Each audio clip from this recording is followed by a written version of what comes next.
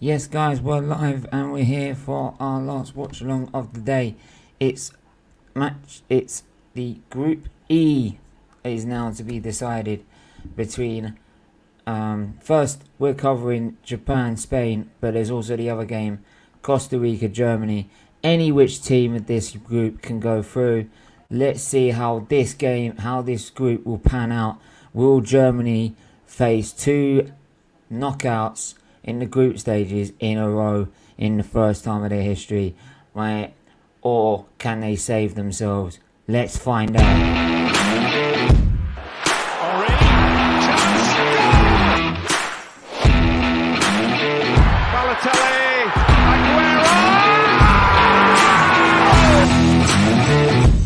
Premier League champions 2016, Leicester City. Hope to see you soon. Well done. Bye bye. Fischer, Gazzola, Giroud. Giroud again. Joe Wilson. Here's Gerrard. That's a great strike. McCracken getting closer.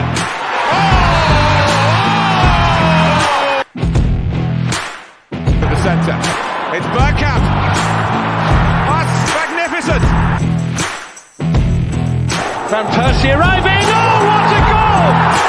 What a goal by Robin Van Persie!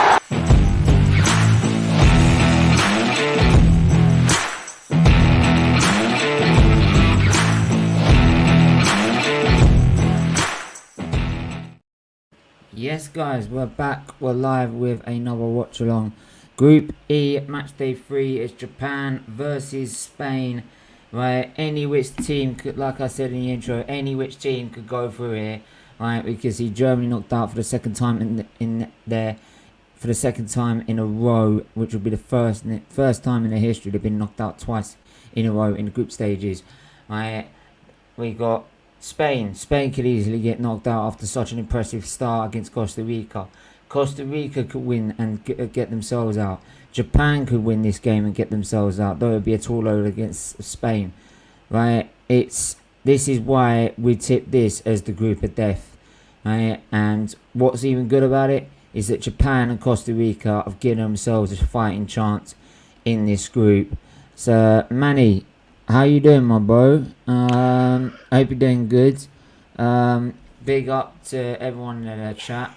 Just before I come to you, big up Matt. I hope you're doing well. I'm doing good. Manny, I hope you're doing good as well. Big up Craig with the the sunglass emojis, bruv. The sunglass top of the league emojis. That's what I want to see. Manny, how you doing, bro?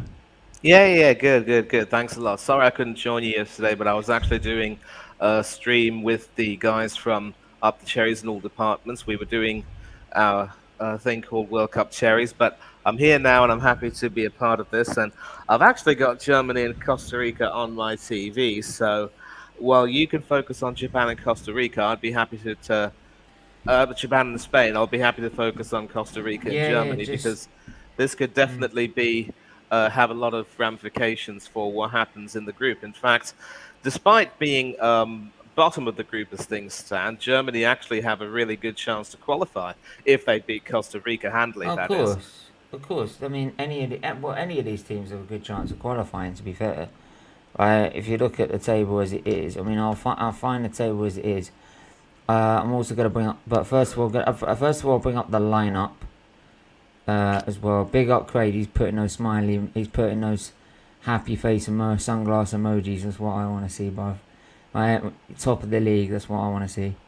But yeah, I'm going to bring in the lineup. So for Spain, they've gone Simon in goal, Azpilicueta, Rodri, Pau Torres, and Bold. Then we got Gavi, Busquets, Pedri, then Williams, Nico Williams, I believe that is, isn't it? Yeah, Nico Williams. Williams, Morata, and Olmo. It's because there's one for Wales as well, and it's weird. Gonda in goal, then it's Itakura, Yoshida, Taniguchi, Ito, Morita, Tanaka, Nakatomo, Kamada, Mida, and Kubo for Japan. Throwing a 3-4-3. So we're going to probably try and hit Japan on the break, and we're trying to contain what they've got. Then you've got for Japan, Kawashima, Yamani, Endo, Shibasaki, Oran, Mitoma, Minamino, don't forget, right, for who used to be at Liverpool. Right, I'm gonna do it here. It's the, and then we've got as well. Sorry, I'm trying to screen. It's bad. Yeah. Then we've got as well on the bench. It's the well-known like Arsenal samurai. Takehiro Tomiyasu. Takehiro Tomiyasu as well on the bench. That's what I love to see. I like to see him playing, to be fair, but there you go. Asano as well.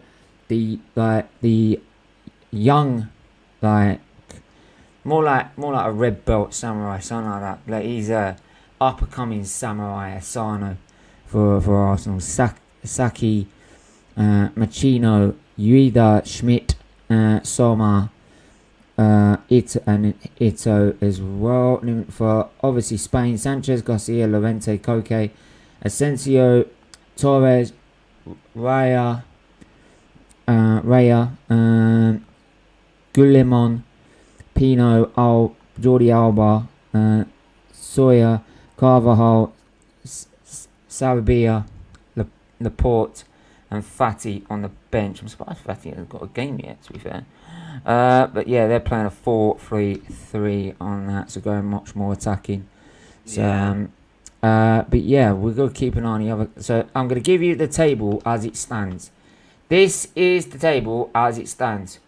Everyone apart from Germany has a win.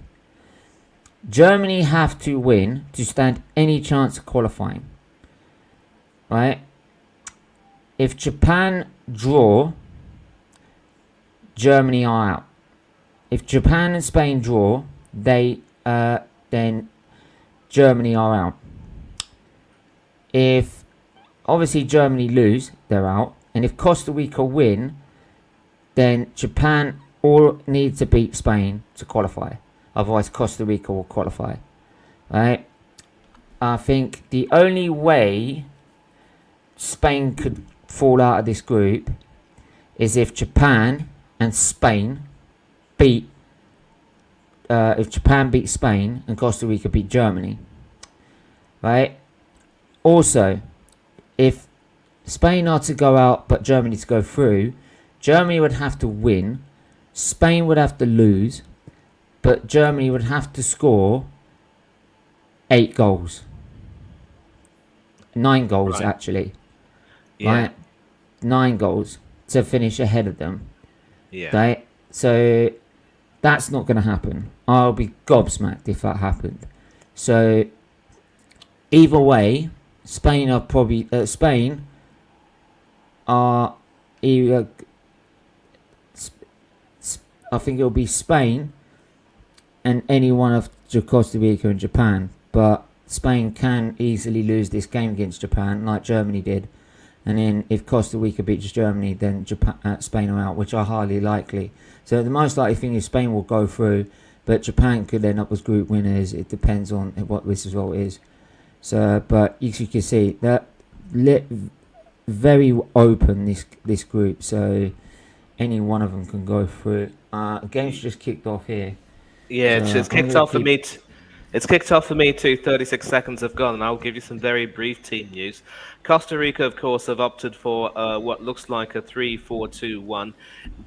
It could transition to a 5-4-1 with Johan Venegas is the lone striker. Obviously, Francisco Calvo is suspended, so I believe it will be.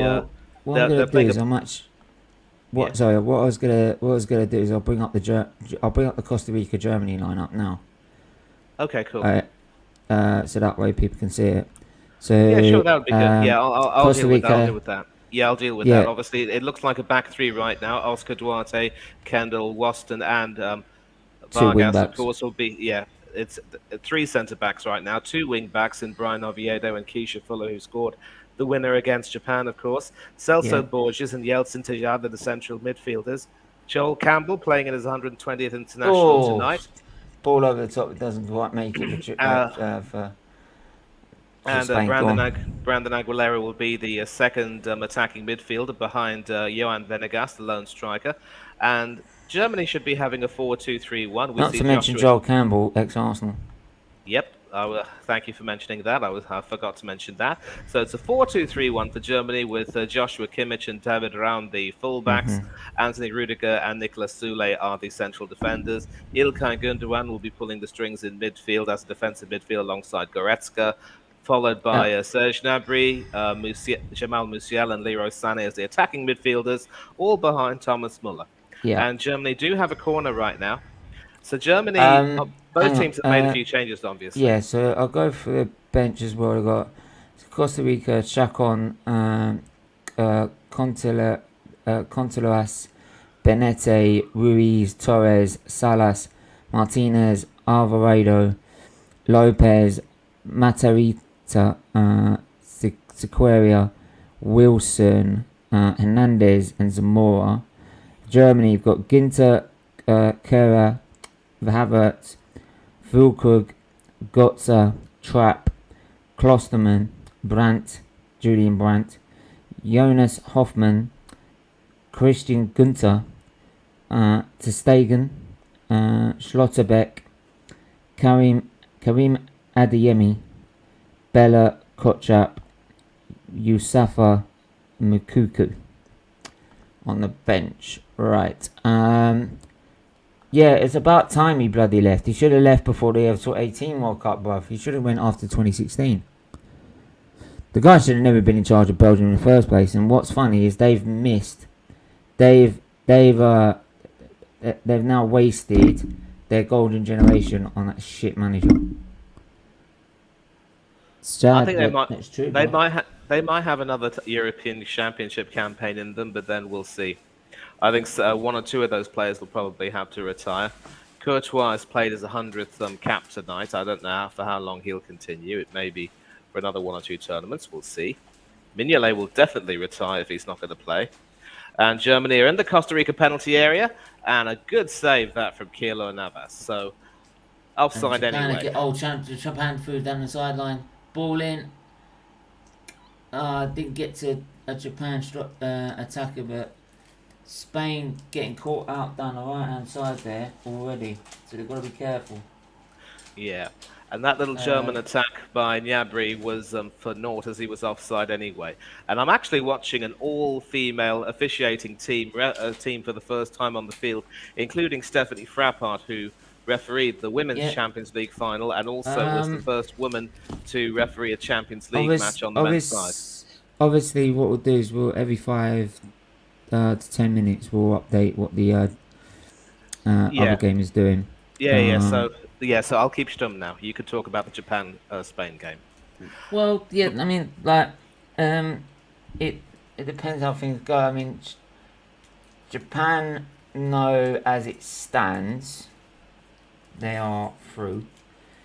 But again, it depends what happens in the other game, how they react, probably. Yeah, but my tips obviously are for Spain to beat Japan and for Germany to beat Costa Rica. I don't believe that Japan have that much in terms of quality to be able to get behind the Spanish defense. And Spain have only made 2 changes to their team. I believe they've dropped Ferran Torres and Marco Asensio, and they brought in Alvaro Morata and what looks like Nico Williams, right? Yeah. Those 2 are normally substitutes, but Morata has, of course, scored 2 and 2. I think Enrique wants to try to refresh his front liner. Hey? Yeah. I mean, it's a different approach. Oh, good.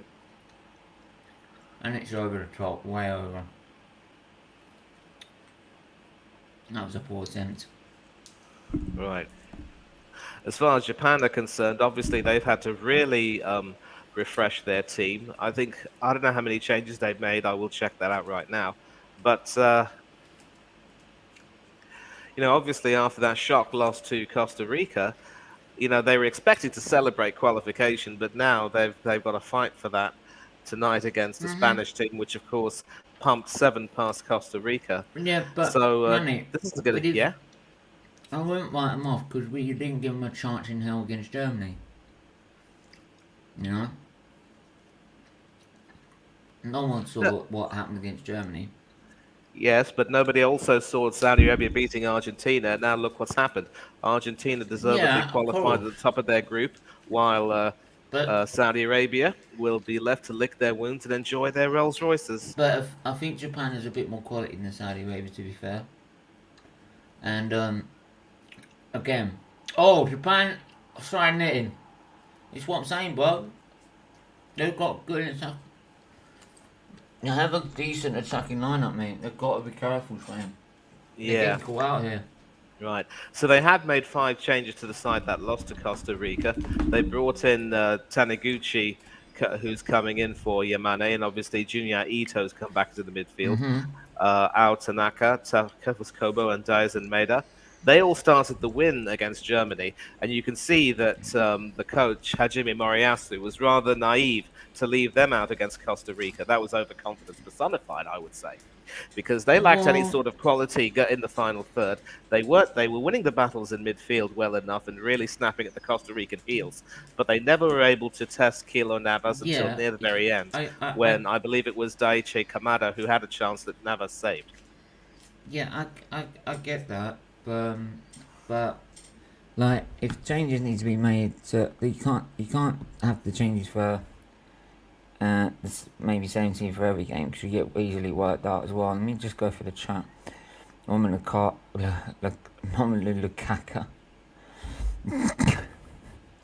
Lukaku made more of an impact on the dugout than he by breaking it. Oh, mate. And if you haven't hit the like button, hit that subscribe button as well. Make sure you're subscribing to SFeatleyTV. Hitting that join button as well. Become a member from literally $1.99 a month. But yeah, first 6 minutes in, 1-0. There's a chance there for Spain. It's a tame header, to be fair, by Morata that ends up in the hands of the goalkeeper. So he got the ball.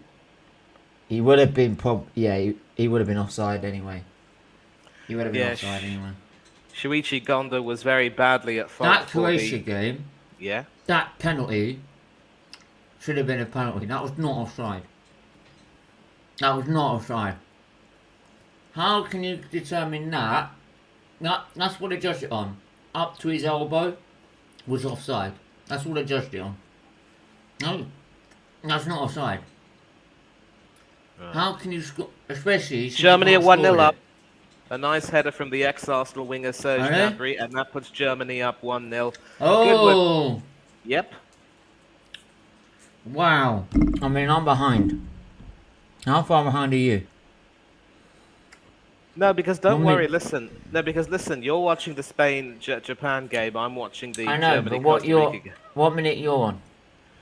Coming up to 9:58, 59, 10 minutes. Yeah, I'm about 40 seconds behind. No, but that's because you're following the other game, right? That kicked off later.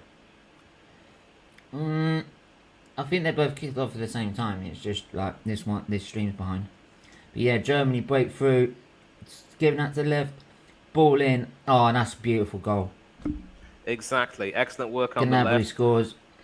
So Germany take the lead, right? So it means Japan now have to score. Japan now have to win. As it stands, Japan now have to win.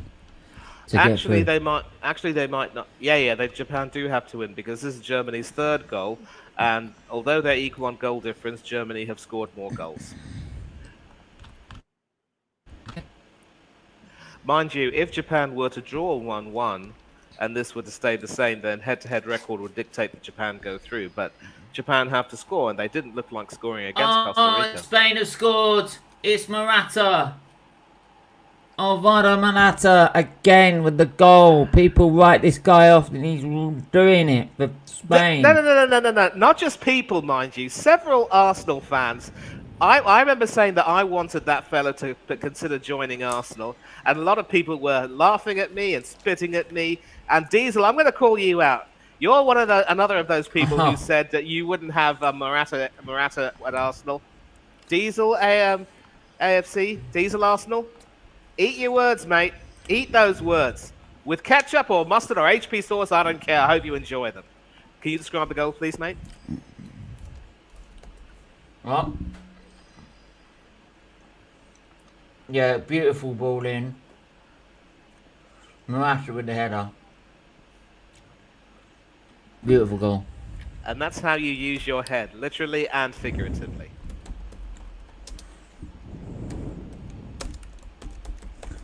Eiji Kawashima would save that. Sorry, Gonda, but you are Gonda.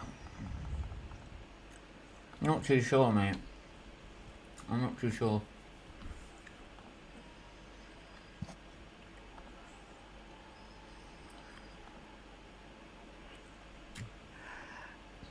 Of course, with regard to Belgium, you know, that shock loss to Morocco has pretty much summed up their campaign, and Morocco going through earlier today. You know, Belgium, there was no way that Belgium could be able to depend on Canada pulling off a shock, and that's how it's proved. So Morocco have been good value for their qualification, but with Japan and Saudi Arabia, it could be that those teams who pulled off the biggest shocks on match day 1 could end up exiting the competition. Could be. Could be. Just goes to show the cream, more often than not, rises to the top. Yeah. And in Belgium, it's more of a case of milk that has long since gone sour. Oh, it's gone sour because of their manager, bruv. Simple as that. The manager's not good enough. Simply as that. Right. So my question is, someone who gets an FA Cup but gets relegated at the same time. He's not a manager, bruv. He's not a manager, in my eyes. That's not an international manager, at least. Yeah. So here's the question now. Obviously, I think Belgium have long since realised that aside from the third place finish in 2018, the Martinez experiment wasn't really a success. Who do you see taking on that role with Martinez gone? I don't know, bruv. I really don't know. That's up to them. I don't really care, to be honest. Right.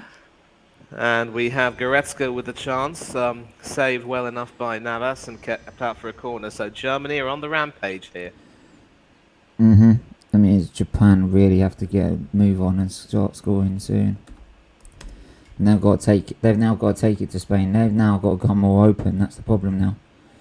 They can't sit back. They've got to go for it now. You know what I mean? And that'll start opening gaps for Spain. Especially now they're 1-0 down. So at the moment, now, both Germany and Spain, I believe, are going through. Yep. Like I said, Germany have the better chance of going through tonight. And Costa Rica, once again, have had no attempts on goal or on target. Can you believe this? I think, to be fair, I feel Japan have played the better football, to be fair. That's for me. Like, they were struggling against Spain, and they just about recovered the situation to give themselves a chance. For me, Spain, Japan, yeah, they didn't beat Costa Rica, but Costa Rica pretty much scored and sat back. Japan deservedly beat them. Oh, by the way, I'll ask you this question as well. Yeah. If a team like Belgium, for example, they've played this poorly, against they played so poorly against Belgium, Canada, sorry. Yeah. What does playing poorly but still winning, right? Because they played poorly yet they still got the win, right? Does that make them cheat? Nope. Because I do seem to remember a certain Stephen Featley also saying that the hallmark of champion teams is that they can play poorly and also win. So you can't have it both ways. No. This ain't me saying it, by the way. Right? I'm just saying it because someone else said it. Right? Does winning whilst playing poorly and the other team deservedly winning count as being cheats? No, it doesn't. Because at the end of the day, it's the result that counts. Luca, Belgium. listen. Listen, bruv. Mate, it's his logic.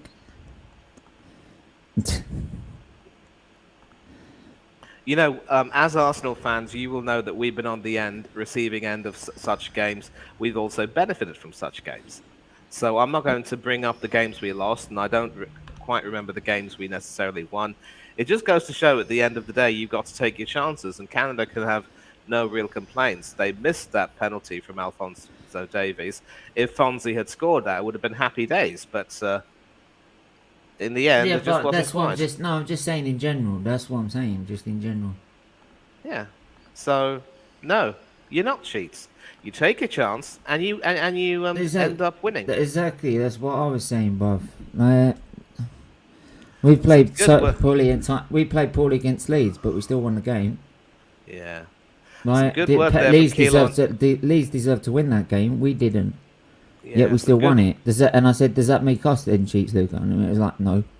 So I said, well, how can you have the same energy for Belgium then? How can you say that to Belgium then? For some reason, Costa Rica have gotten away with the decision here because that should have really been a corner. Navas not keeping that in play, but the linesmen haven't spotted that. The lineswomen, I should say. Because again, we've got an all-female team on the field. It's about time. I'm watching history being made, and it's an absolute privilege. Well, of course it is. We should be promoting that. Right. I bet Andy Graves having a fucking nightmare over it. Both he and that smug bugger Richard Keys, who are both on BN Sports. Who gives a fuck about them? Old farts.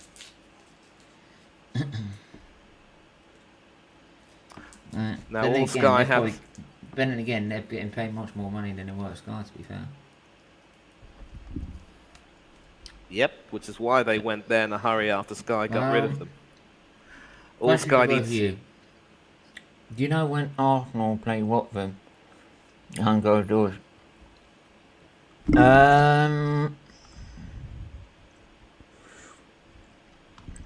Good question. Have a look.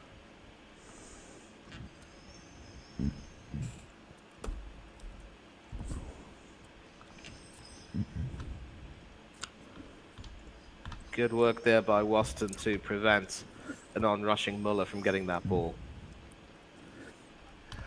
So, I was just about to say that Costa Rica have only had one shot on target this entire World Cup, and that was what they scored from. Keisha Fuller lobbing Shuichi Gonda there. And this has to be one of the most toothless attacks I've ever seen.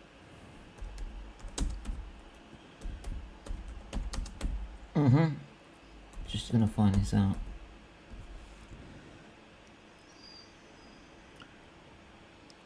Sané up with the pass to Gnabry down the left, and he's onside. That's with the Musiala. Sané.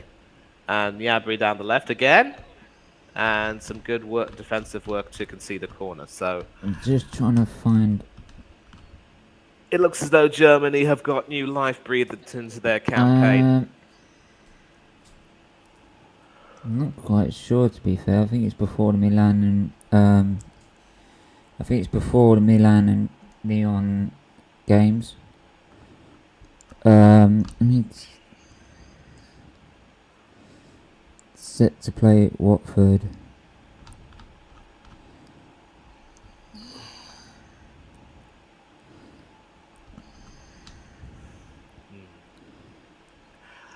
Doesn't say when it starts, bruv. I think it's fair to say, of course, that with Spain running riot against the Costa Ricans, they pretty much sealed, in a way, their position as group winners. Because even if Germany would have been able to avoid defeat and actually held out for the win against Japan, it would be the week. That goal difference. It would be the week. It would be the week. Friendly. The week commencing the November 28th. So it'll be this week. He's playing it this week. With what's left of our squad. So, it, yeah. Yeah, they're playing it. So during this So, week, bruv. so we will have the likes of Kieran Tierney and Gabriel Magalhaes in defence. And, Yeah, it doesn't matter. It's not too fussy anyway, mate. yeah.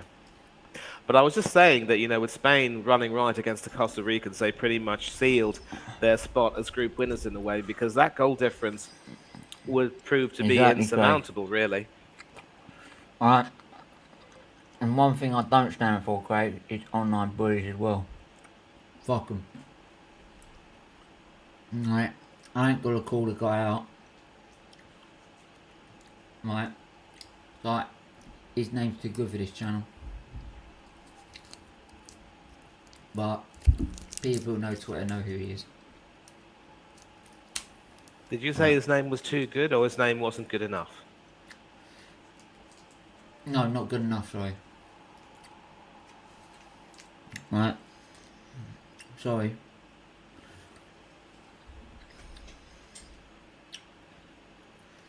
Right, you don't bully some of my friends. And no.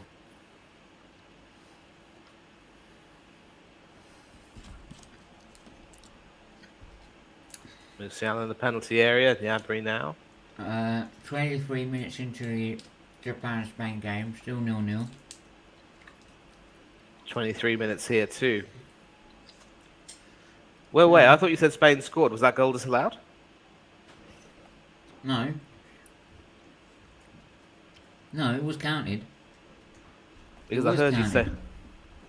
you say 0-0, so it's Spain 1, Japan 0 then. That's fine. And so we have a Oh prospect my of fucking god. Look who's come back. No, look, because we're now top of the league. Right, guess who's come back? Where the fuck you been, bruv? You've been hiding when we bottled top 4, bruv. Where you been? Right? I'm here every fucking week, bruv. Like, whether my point is right or not, bruv. Yeah? As soon as we bottled top 4, you went nowhere to be seen. Nowhere. Absolutely nowhere. It's like you came off the grid. Now we're top of the league, 14 games in. And by the way, we ain't gonna win the league unless we get two players in minimum. By the way, so it's not guaranteed yet. Man City has still got a better squad than us by a fucking mile. Right? But now we're 14 games in, he then turns up. Maybe he was They all calling do. people on. Maybe he was calling people on their cell phone or mobile, as we would say. I'm not part of that. I'm not part of that argument, bruv. Right?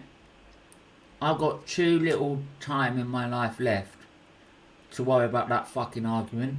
To have people categorise whether you're Arteta in or Arteta out. Right? If people want to fight and be in that category of Arteta in, Arteta out, go and jog on. Right? Because for me, I have not got the time left in my life to fucking have this argument about you Arteta in, you Arteta out. I just want to see my team winning every weekend. Right? No matter who the fucking manager is. It could be fucking Pep for all I know. It could Right. be Roberto Martinez. It could be Roberto Martinez. I just want to see my team winning. I don't give a fuck. All I realise is this argument is petty, right, and useless, right? For me, all I care about is Arsenal winning. And if I can see that every weekend, I'm happy. Right?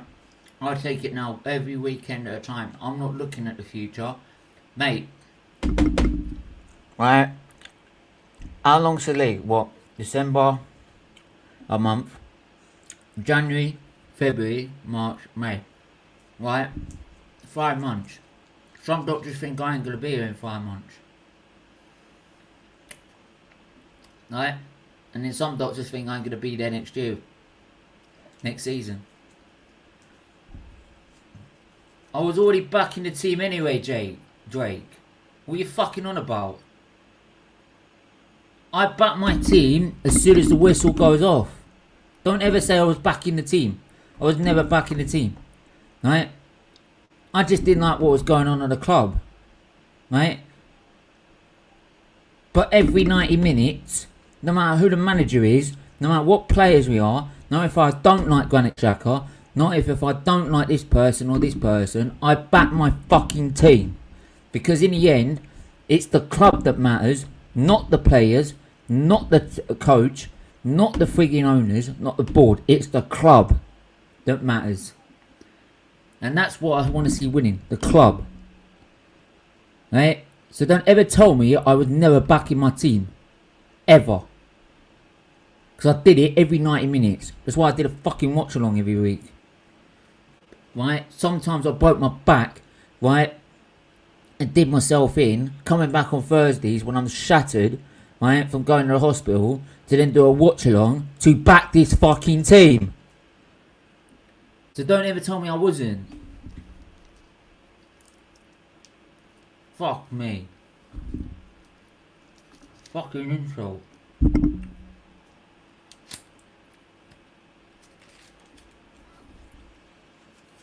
Why is it you can't, because you don't back a manager, because you don't believe in the manager, I mean you're not backing the team when they're playing. Honestly. If I could clip this and show this to all these Arteta inners who come at me on Twitter, I'd be a very happy man. Go on, clip it, Mo.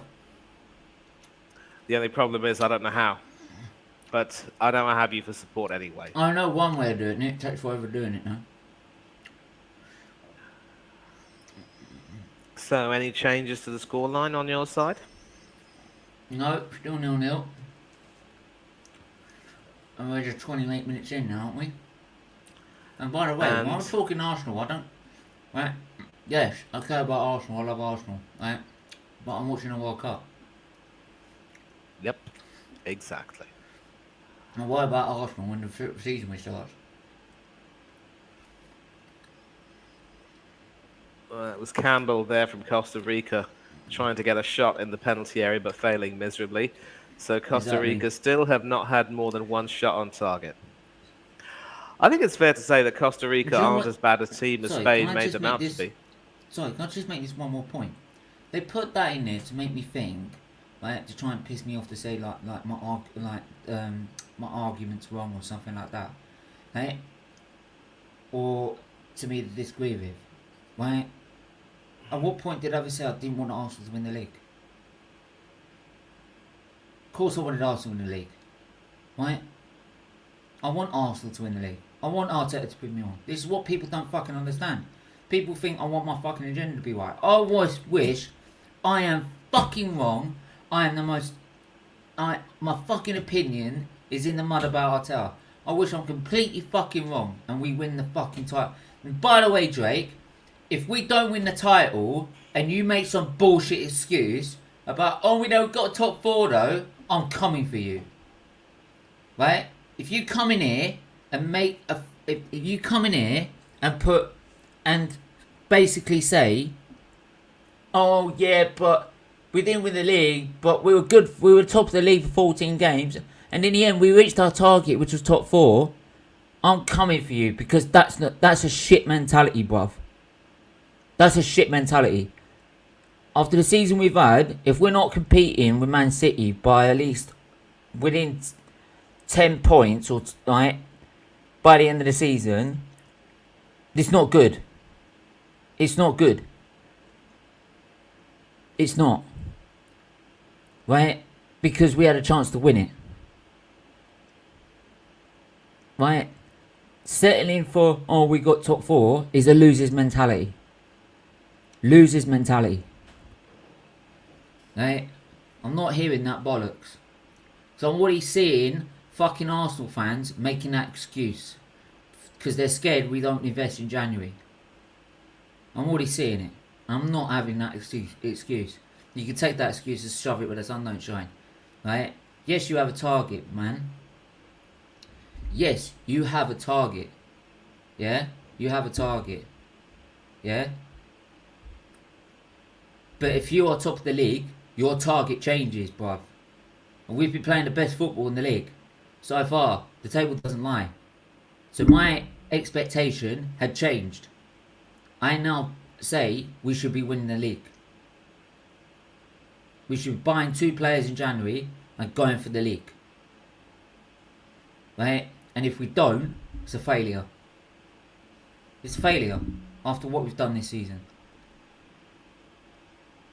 Right? Completely agree.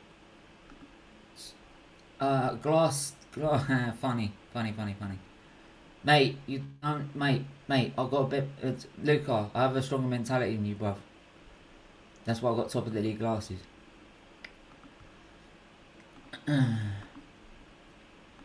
Right, and by the way, if you actually, Jake, instead of typing on camera, like typing in the chat, come and have your argument, bruv. Come and have this debate, bruv. Right? Don't have to have the camera on. Right? Yeah, well, I might have to bring your camera on just to make sure it's you. Right? But then afterwards you can turn it off. If you really state that we're going to win the league and you've got a reason to state why, fucking say it. Come on here and say it. Let's stand in the chat. Come on and say it, bruv. Right? I'm happy to debate it. I don't care. This is the point.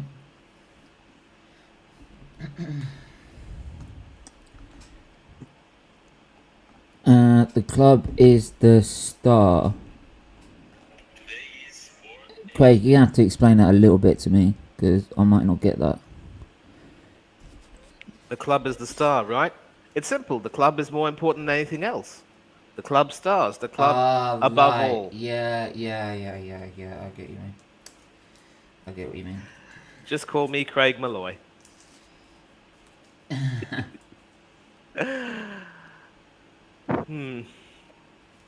Anyway, back to the World Cup, and I think it's fair to say that, well, once again, Costa Rica have pretty much fallen back on some really good defending, and as I said, it's fair to say that Spain made Costa Rica look even worse than they actually are as a defensive team. They were just so quick and relentless on the attack.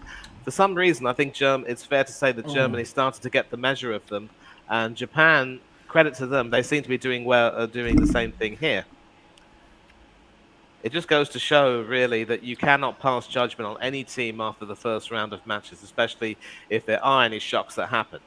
Of course, in Belgium's case, because their shock happened in the second game, alarm bells would be ringing. Spilt by Navas there, but he claims that brilliantly in the end. Navas, of course, the Costa Rica captain, who will almost certainly be leaving Paris Saint-Germain at the end of this season. Why should he be playing second fiddle to a keeper who's not even going to be? He isn't even at the World Cup. Anyway, come on, Luke. If you want to come on, the link's in the chat, bro. That's why the link's in the chat. I did say it to you earlier. Luca, our Italian brother, of course, with the Azzurri not in the World Cup, I'm sure he'll be behind England all the way. Not really.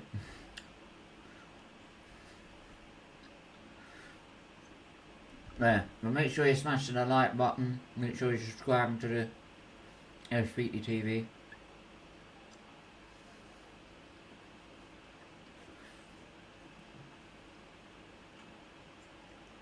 Japan working it down the left. Ball in. No. You come back out to him on the left.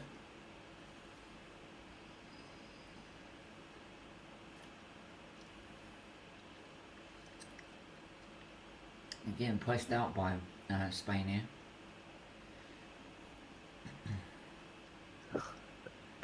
I really like the look of Musiala. You see why I call him the Moose. There's a lot of talk about this guy possibly becoming the next Messi. Moosey, if you will. Oh, everyone said that. Oh, Japan block. Extra throw. Everyone says that, though. I hate that. Messi and Ronaldo own players. Right.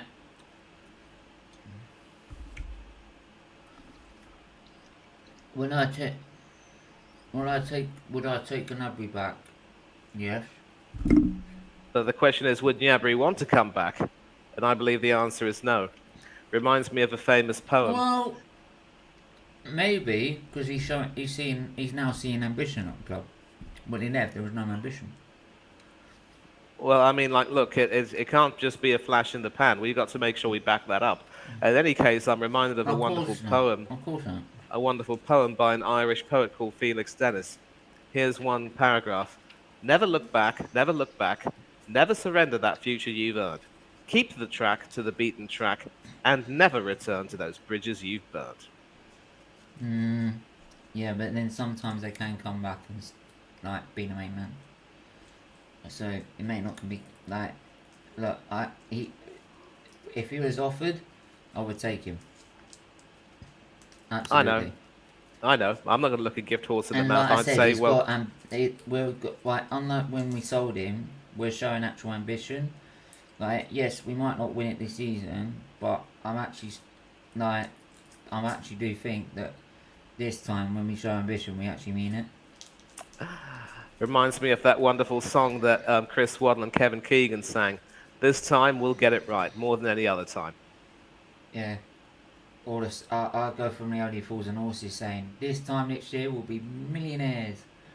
This time next year we'll be Premier League champions.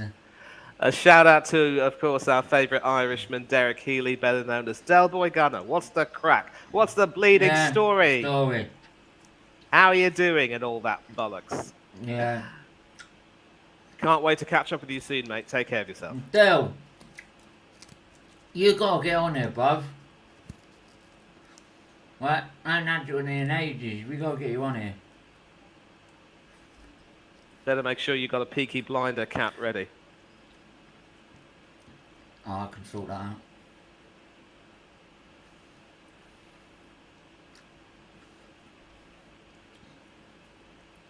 Oh, what I talked about the other day. When do you want people to know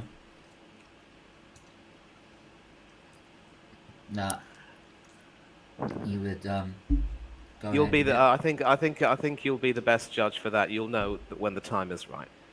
Okay. I mean, I'm happy to announce it. I mean, I'm happy to announce it whenever. Yeah, whenever you feel it's right. Yeah. Anyway, now we see the wave. Always one of the most beautiful sights in football. If I'm feeling ooh, Nyabri there with another peach. Very nearly went in. I might either do it the new year or the end of the season.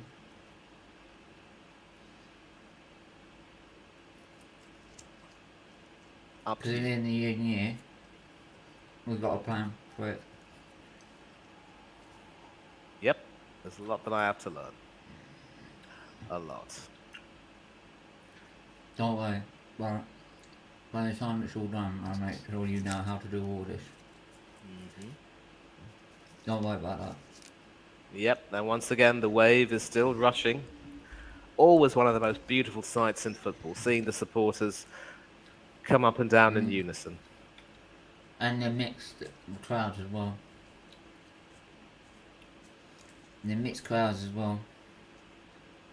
The first time I ever saw that was actually in Italia 90 during the 3rd and 4th place playoff game. Both the players did it at the end, and the spectators did that in the middle. And that was really what should have been the actual final of that tournament, with the board. Yeah, sorry. The board must give Arteta 100 million plus in January for us to stand a chance of winning the Premier League. I agree. Especially we need the top players we need.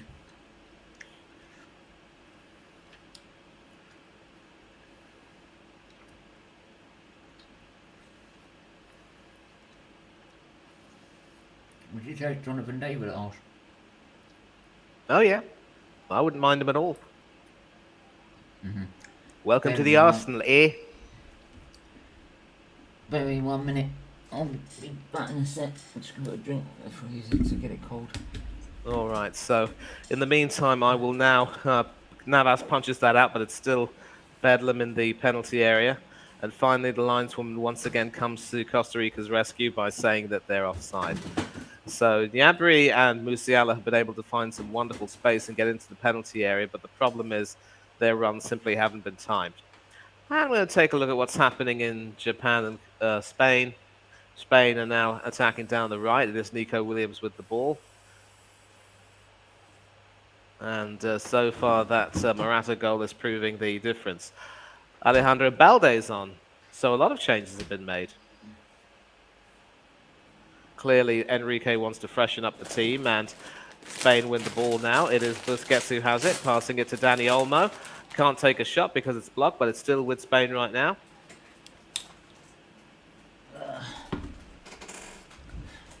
Okay, now you're back. You can take care of the action, and I'll go back to... So basically what I'm watching is the... very nearly a chance here, and it was Keisha Fuller who blasted that. It was saved by Manuel Neuer, so that's their second shot on target. And a guy who knows a little bit about keeping for Germany, Mad Jens Lehmann, also ex-Arsenal. Corner to Costa Rica, punched away by Manuel Neuer, and the danger is averted. So you just cannot blink and miss anything. Costa Rica coming back with a vengeance. Well, Japan are trying to find a way to get back in this, and they can't in a minute. Alright, but as it stands, Germany and Spain would qualify. Oh, sorry. I'm sorry. Costa Rica should have scored. They should have scored that. Should have scored that, but take nothing away from Neuer. In his 19th FIFA World Cup match, it looks as though he will get to play his 20th against Morocco. Good save that. Great throw. Always wonderful to see goalkeepers captaining their teams in World Cup tournaments. Yeah, but I'm not a great believer in the goalkeeper being captain because he can't influence the whole game. I take your point there. That's why I feel it's either defenders, but the most best position to do is midfielder, because midfield is where usually the game is won and lost. Yep, I agree. Although, I mean, that hasn't stopped the likes of Dino Zoff being successful. Don't forget, he was the oldest World Cup winner and also captained Italy that year. But I suppose he's more of an outlier. I'll get real through.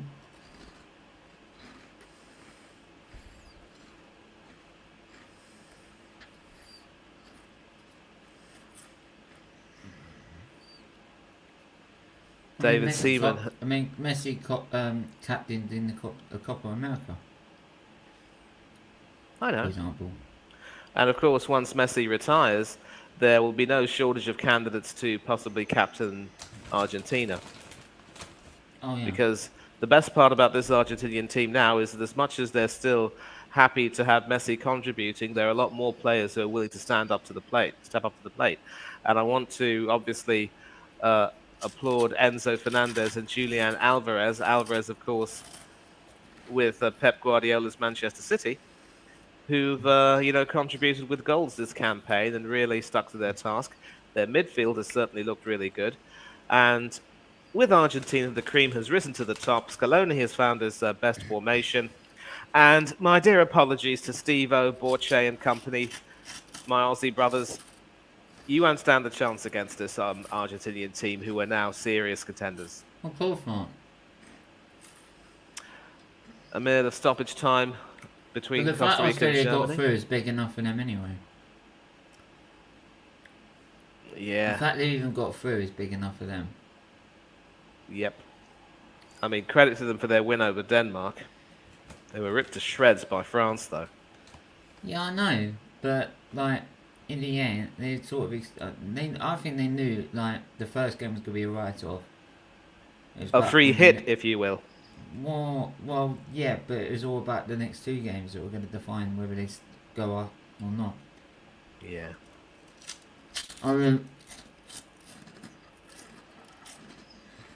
hang on.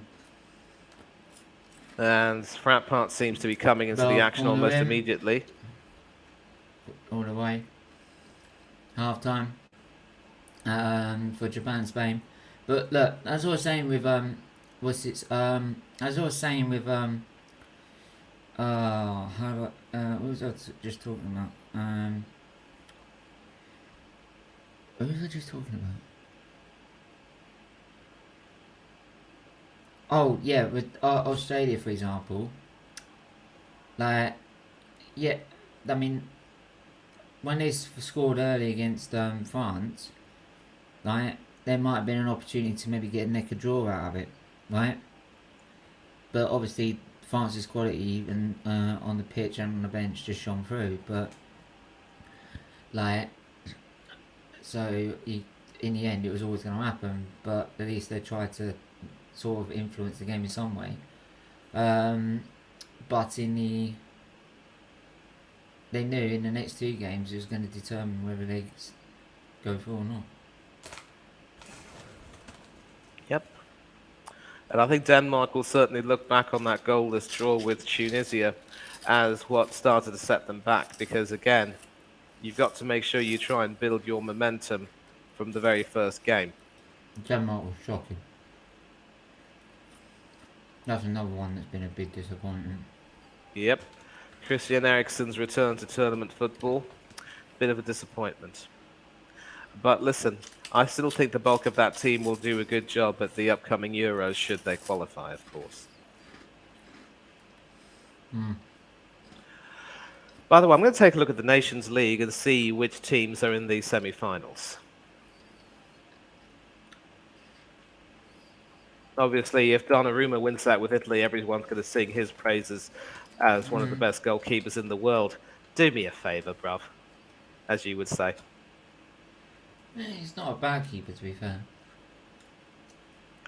Not the finished article for me. Doesn't move well enough for a big fella. Doesn't really get down very well enough. And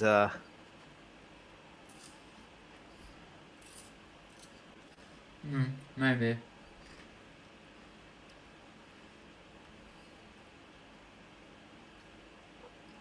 I believe it is the... Well, hang on.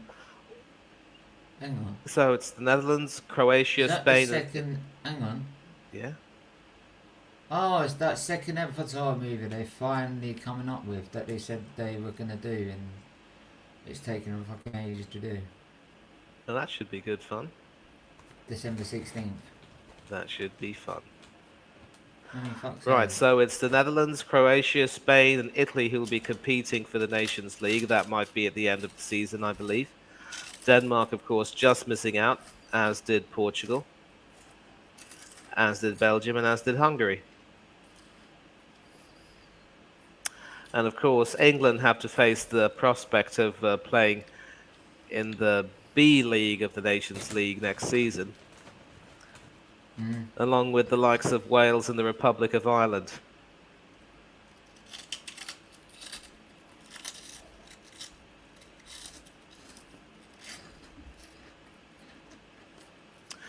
But anyway, I really have nothing but contempt for that tournament. Wales need a rebuild. Big time. Yep. Right, they need to shift out the old for the new. Yeah, in my Yeah. opinion. Yeah. Anyone's seen her doing Qatar? No, I ain't seen him.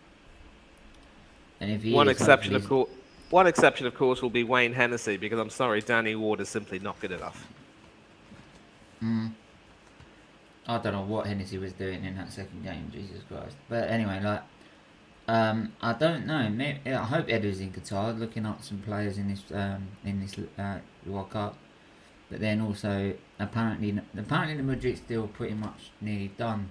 To be fair, Right. whether it's done in January or summer, I don't know. Okay. But Right.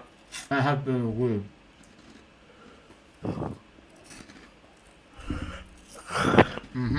So at half-time in Group E, Spain and Germany are well on course for the last 16.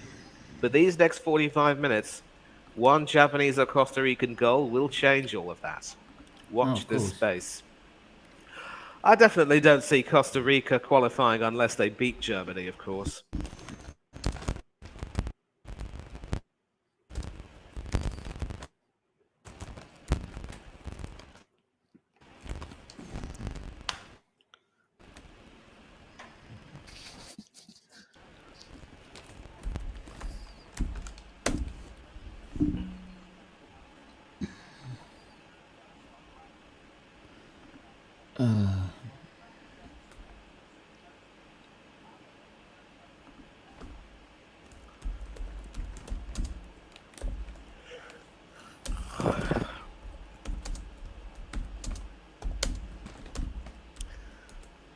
Just the footwork and the trickery to bamboozle any defender in world football. Just been lacking the end product at this tournament so far, but once he gets a goal or an assist, he will certainly burst into life. Will it be in this game or maybe in the next round? And in the studio of the channel I'm watching, we've got Sol Campbell and Igor Stimac, a member of the class of '98, which reached the semi-finals, of course. And who's currently now, interestingly, coaching the Indian football team. So Indian football is trying to make a lot more strides to become a nation, to be taken seriously. It might not be long before India are considered candidates to host a World Cup. That would be interesting. They've already hosted a World Youth Cup, mind you. What is he like? Luke, if you're watching this, I said if you want to come on. Like, that's why the link's in the chat. Jesus Christ. Come on, Luca. Let's be having you. If you want...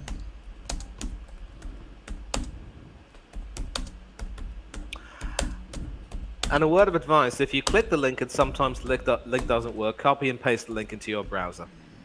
Works for me. No, honestly, he's like, do you need me on? I'm like, no, I don't need you on. But if you want to come on, come on. Like, I could do it by myself if I really wanted to. But I'll put the link in the chat, which means anyone can come on.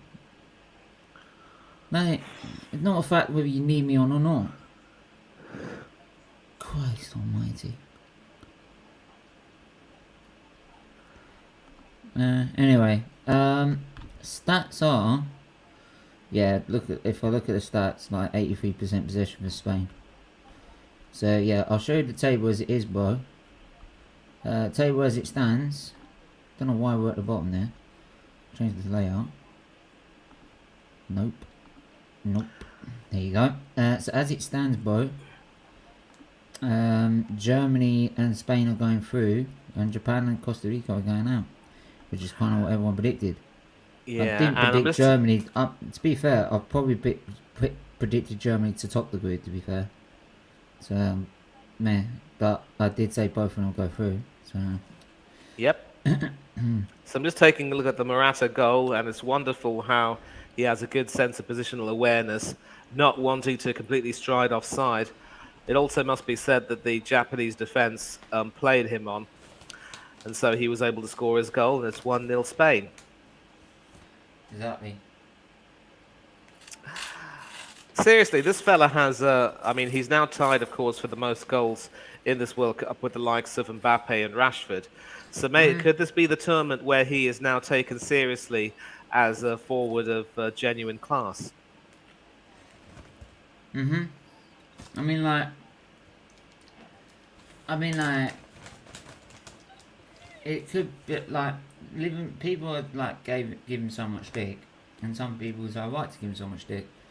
Then again, he is performing for Spain, but then again, doing it for your club and doing it for your country are two different things. Miroslav Klose scored the most World Cup goals than any other person, but in the club football, he wasn't that great. I really do believe in the case of Morata, it's a question of playing him in the right position. And if he has a club where the manager is smart enough to play him in the right position, he will do well. And that's not sour grapes.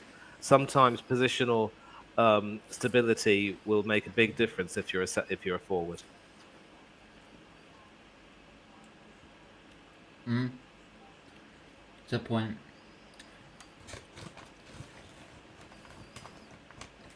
£30 plus a cash for every goal as a prize. Alright. Bye.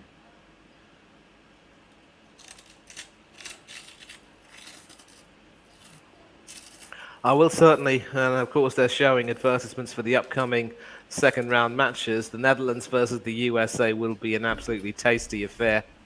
There is, of course, a huge Dutch diaspora living in the US, and they will be having some divided loyalties, of course. And this USA team could very well make waves in this World Cup. If I were to compare this US team and the 2002 vintage, which reached the quarterfinals 20 years ago, I'd say that one was more superior, given for the sole reason that they had a proper centre forward in Brian McBride, and the likes of Landon Donovan also were scoring goals. With this team, it's just hard to see where the goals are coming from. Or not unlike the Brazil 1982 team, which played some of the most seductively beautiful football all tournament. But as Alan Shearer said, their lack of a goal, the fact that they didn't have a goal scorer, counted against them in the end. In saying that, I must say that while the Netherlands have done well to qualify from their group, which included a below par Qatar, they've looked a little bit too one-dimensional for me and are probably depending a little bit too much on Memphis Depay to come off the bench and provide that kind of impetus.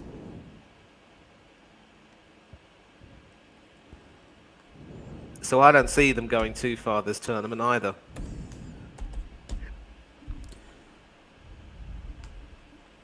Nah, I don't, to be fair.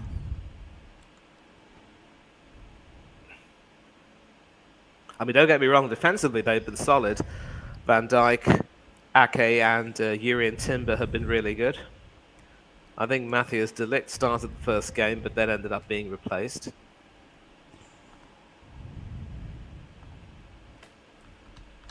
A really bold call to play Andries Noppert in goal, give him his international debut in a major tournament. He hasn't done too badly, but I mean, I don't really see him challenging for the Yashin Trophy at the end of this tournament. No, I don't see it either, bro. Give me 2 sets, we'll be back in 2 sets.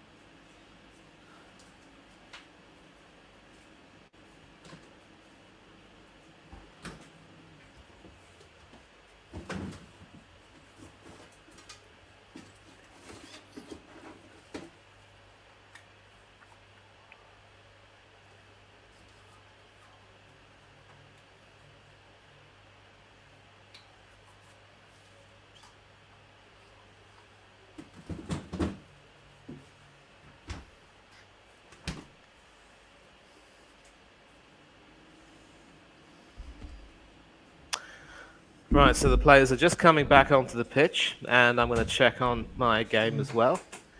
Ooh, they're almost about to kick off. I say almost, and looks as though Germany might be making a change. Looks like Klosterman might be coming on, maybe to shore up the midfield. And I wonder who he's replacing. Looks like he's replacing Leon Goretzka.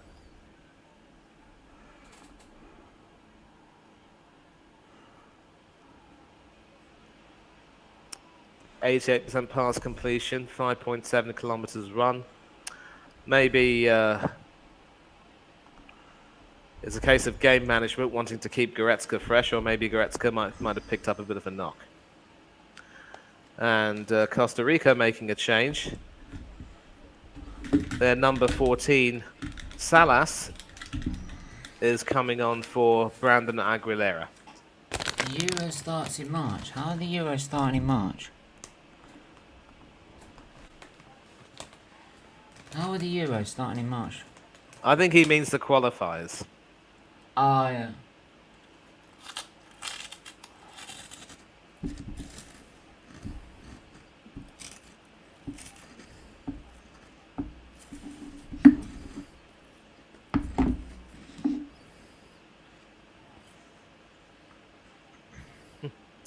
Would you believe it? A false start. Salas on for Aguilera. Yep, Aguilera. And Klosterman's come on for Goretzka. Oh, that's a bold move.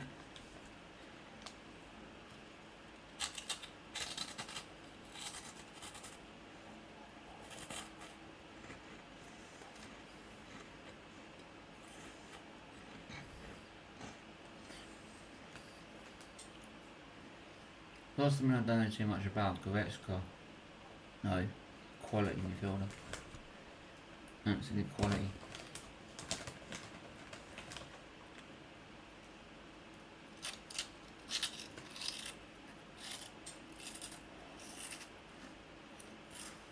But second half started for Japan. Spain.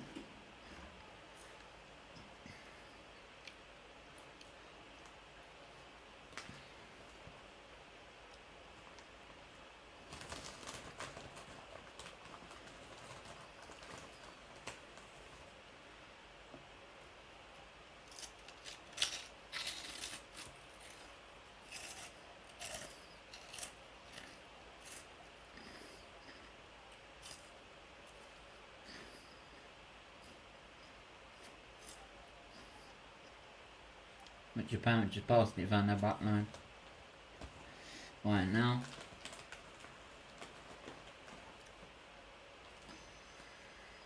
It's just interesting to see what Japan will do now. Obviously they have to go more attacking. They have to.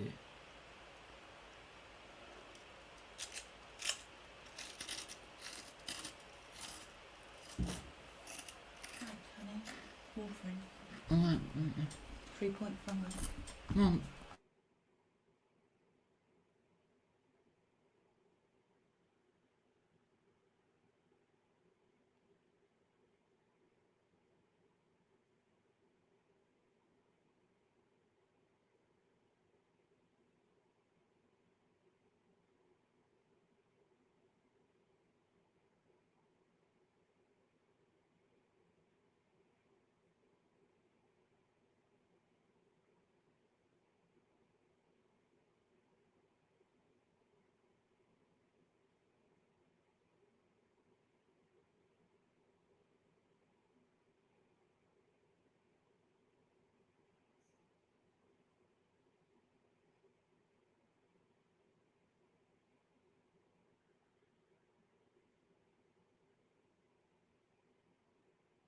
Whoa!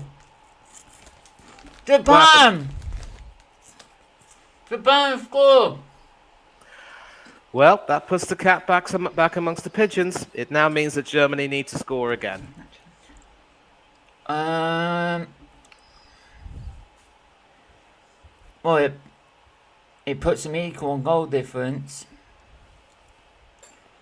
And then, yeah, Germany would have to score again. Oh my god, jeez, bruv. That came out of nowhere. Let me see that goal. Right, Simon tried to clear it, didn't clear it well enough. Right, one back easily, steps aside. Keeper, Simon, I'm sorry, you're shit.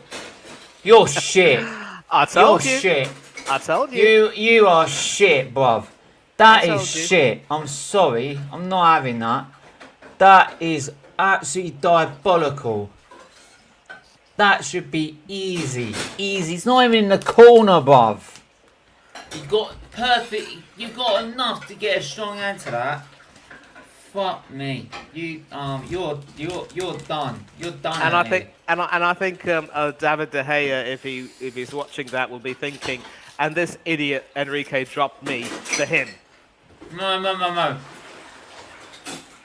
I've seen him do it as well.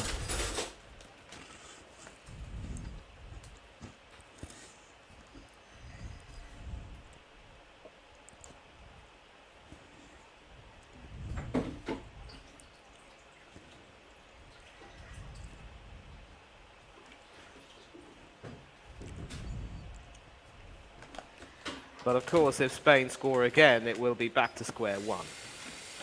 Oh, of course. Oh, of course.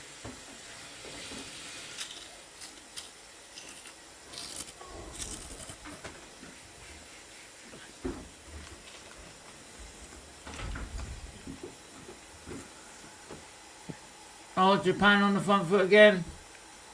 It's wide up. It's a goal! It's 2-1 Japan! Well, this really puts the cat amongst the pigeons because now, Well, even if hang on, Germany it wins, might be a goal check here, but it might be a goal check, but it's two. Well, they can. Is it? It's 1-1. Have they scored or has it gone past the line? But like, you've got to check it.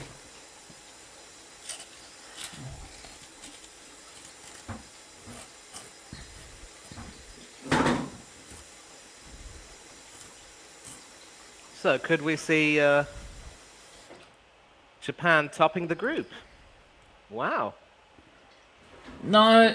Oh, if it's on the line, it's on by the slimmest of margins.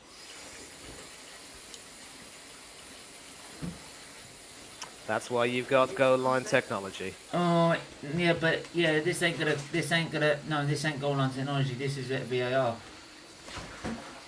It might be by that much, and I'm talking that, look, Manny, that much. That much. Right, all the balls got across the line.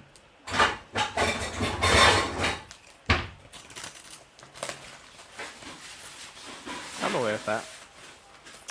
That's all happening. But I think Germany will just be saying to themselves, look, control what you can control. But this could very well be the game that, the round of games that pretty much seals Germany's fate if they're not careful. And they will obviously look back on the Spain game when they could have won it and be thinking to themselves, well, this is all our fault. I certainly don't see Neuer retiring if he's still good enough, but for Thomas Muller, definitely he's past it. But as I say that, Moose has come into the penalty area, and that will be a throw-in for Germany.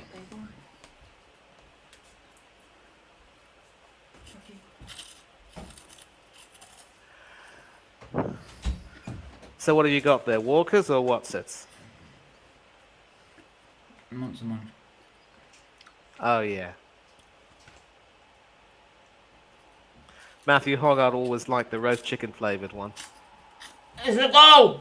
It's a goal!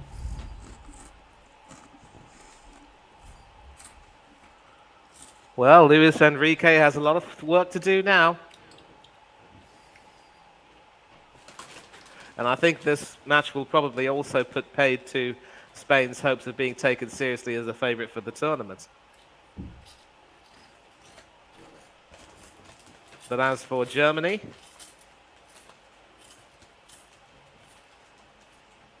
that goal difference will be what kills them. Mm-hmm. As will that Japan game. Just goes to show, you can never ever discount any team when there's still time to be played. Mm-hmm.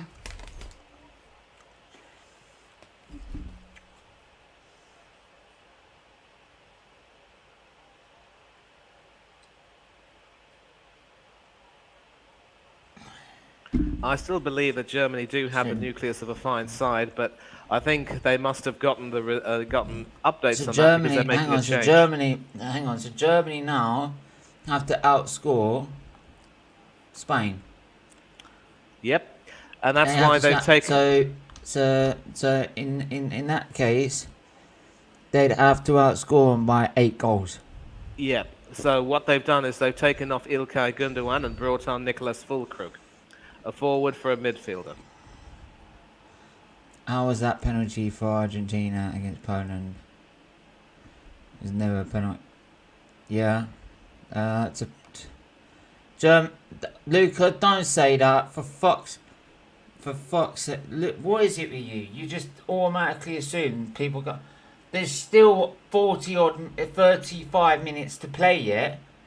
Right? I mean, Spain can...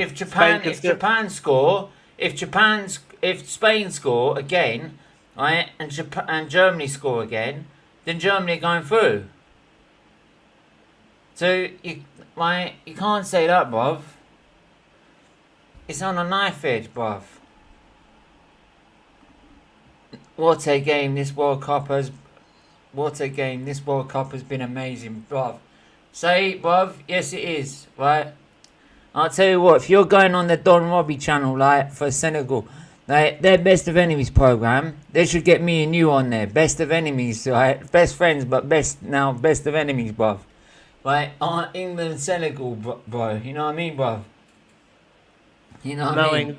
Knowing them as well as I do, they'll probably get some other bugger who supports England, though. But I hope you do get it. Yeah, but I'm his best mate, so like, you know what I mean? So that makes sense if you're doing Best of Enemies, bruv. Yeah. Because that's their main show. I get that. I'll go message Robbie while he's in the tie. Hey, bruv, can you let me on your channel, bruv? And I've got Saeed on his channel. I'm the best his friend. I wanted to be his enemy. Nah, it's alright. It's all love. I'm not bothered, bruv.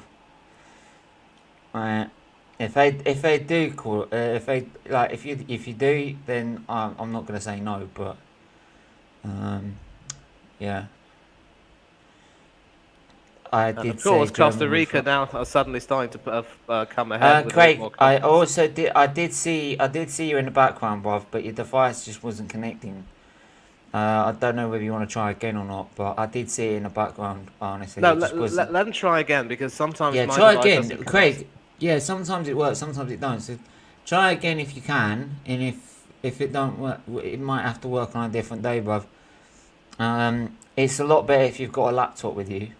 Yeah, that's a good working laptop. These. I mean, my old version was always shit.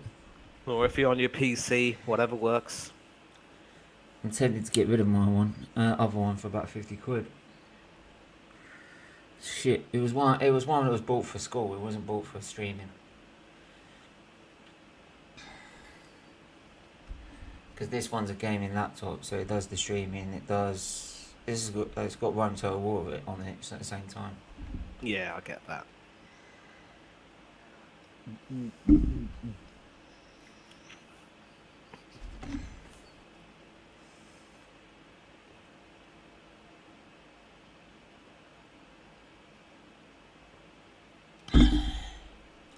And Costa Rica have equalised. And so Germany are now in all sorts of trouble. Oh, shit.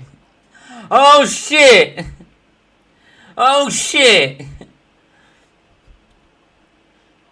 Reese, bruv. It's happened again. It's happened again. Germany are at the group stage. It's happened again. All right, so... certainly they've been looking really good so far, and some excellent work down the right. It is with Joel Campbell now, who passes it forward to Keisha Fuller, trying to put the cut back in. And it was saved by Neuer, but the number 17, Yeltsin Tejada, is there to put in the rebound. And all of a sudden, Germany have gone from qualifying comfortably as group runners-up. Yeah, that's a goalkeeping error there from Neuer, really, seriously. Because it wasn't clean, it was just a parry into the path of Tejada, and he said, "Muchas gracias, mi amigo." And with that, Costa Rica are level. So, and now Neuer once again slamming the ground. This could very well be his last tournament now on the basis of this performance. I mean, he makes a save, but the rebound is always, Watch this, bruv. Watch this, bruv. Watch this. Let me. I'm just going to bring up my history on YouTube. Bring up my history on YouTube. And so coming up to the hour mark, it's Costa Rica 1, Germany 1, and Germany are in trouble. As it stands, sorry, like, I'm sorry, I gotta do this because like it's Germany, England have a rivalry, yeah. I gotta do this. Play it. Let's hear it, bruv. Play this.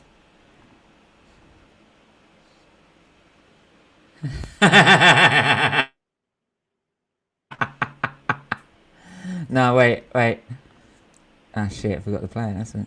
I forgot to play it. Here you go. Watch. Here you go. Here you go. I know, it's so difficult not to look smug at this point.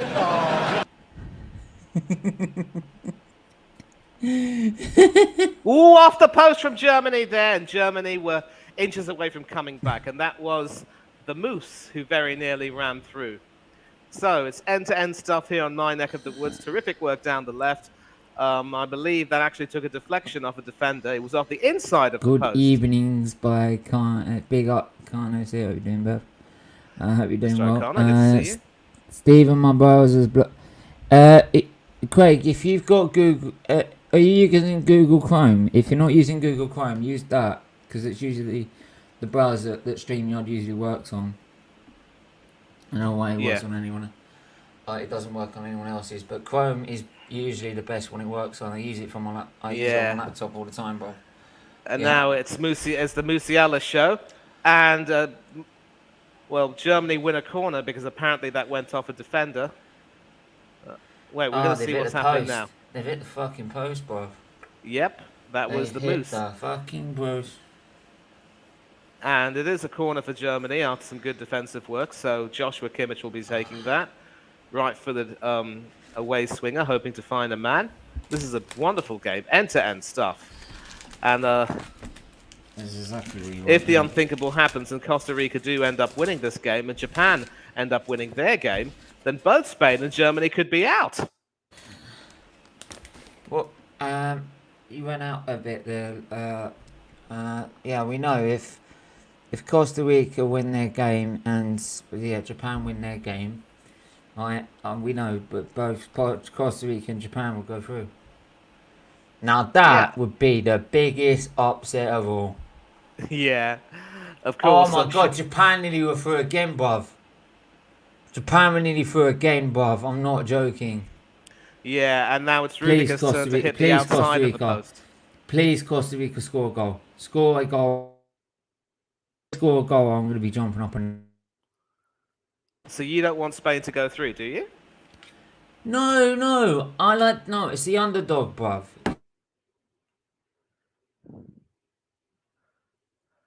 Well, it would be a great story, of course, if... I mean, what a time to score your first goal for your country. Yeltsin Tejada there with that brilliant piece of opportunism from what must be said was a poor piece of goalkeeping from Manuel Neuer. I mean, couldn't get to that in time, couldn't claim that properly, and if it's that error which ends up costing Germany, then it could be time for him to move on and let Marc-Andre ter Stegen and Kevin Trapp fight it out for the #1 spot. But I'm also going to go back to the Japan-Spain game.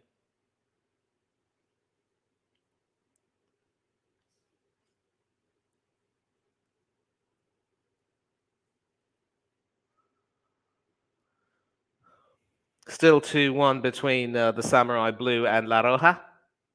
And Spain, of course, are trying to find their way back in.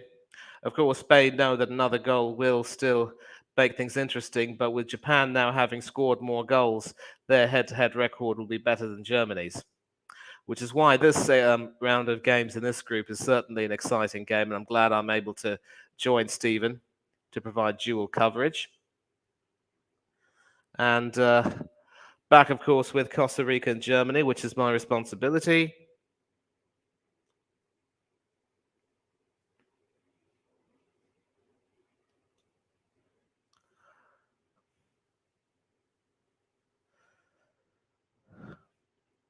Germany down the left, and that chance goes begging.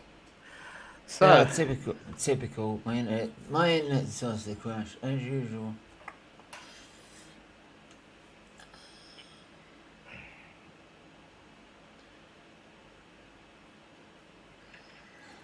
And Germany are now making a double substitution. It's Kai Havertz and the 2014 hero Mario Götze who are coming on. I think they now see that attacking is only the way they can sort of get back in.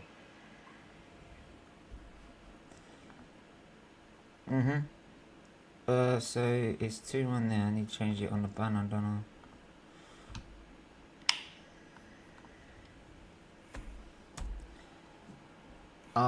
Don't tell me I can't have the green screen now. Yeah, of course not. I can't have the green screen, can I? So I've got to turn that off. Because my internet's decided to fucking die. Like, £90 a month for that useless piece of shit. Every fucking time I want to use it, it fucking fails.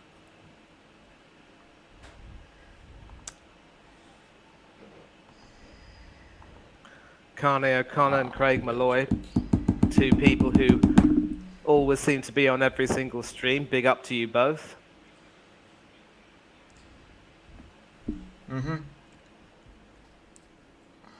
And Costa Rica will be bringing on one of their own soon. So. Luca, if you want to come on this show, man, come on here. Like, you said you wanted to come on. Right, so it's David Raum and Thomas Muller who are coming off for Kai Havertz and Mario Götze.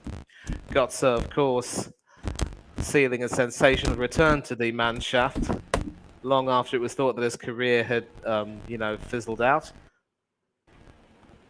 Great to see him on the World Cup stage again. Can he repeat his heroics from 8 years ago? Well, there certainly isn't a more opportune moment for him to do so than right now. No one else is more than what. Off the post again! Make sure you hit the like button, hit the subscribe button as well. And Costa Rica are living a very charmed life right now, back in defence. Joshua Kimmich now trying to play things forward. It is with Götze now. Finds Havertz in the penalty area, who probably thought he was playing a game of rugby. But it's the Moose curling that beautifully, but just finding the post. And it just goes to show how he's managed to take the game by the scruff of the neck after conceding that equaliser. He certainly will be the face and the future of German football in the coming years. Believe this. What happened? Don't fucking believe this. What happened? No, it's fucking internet. I'm in the middle of something. It fucking dies every time. Pay £90 for this piece of shit. Fucking Sky. Why don't you, Sky, stick to your fucking TV, bruv? Right? You overpriced bunch of fuckwits. Right? Because you can't do fucking internet, bruv. Is that a penalty? No.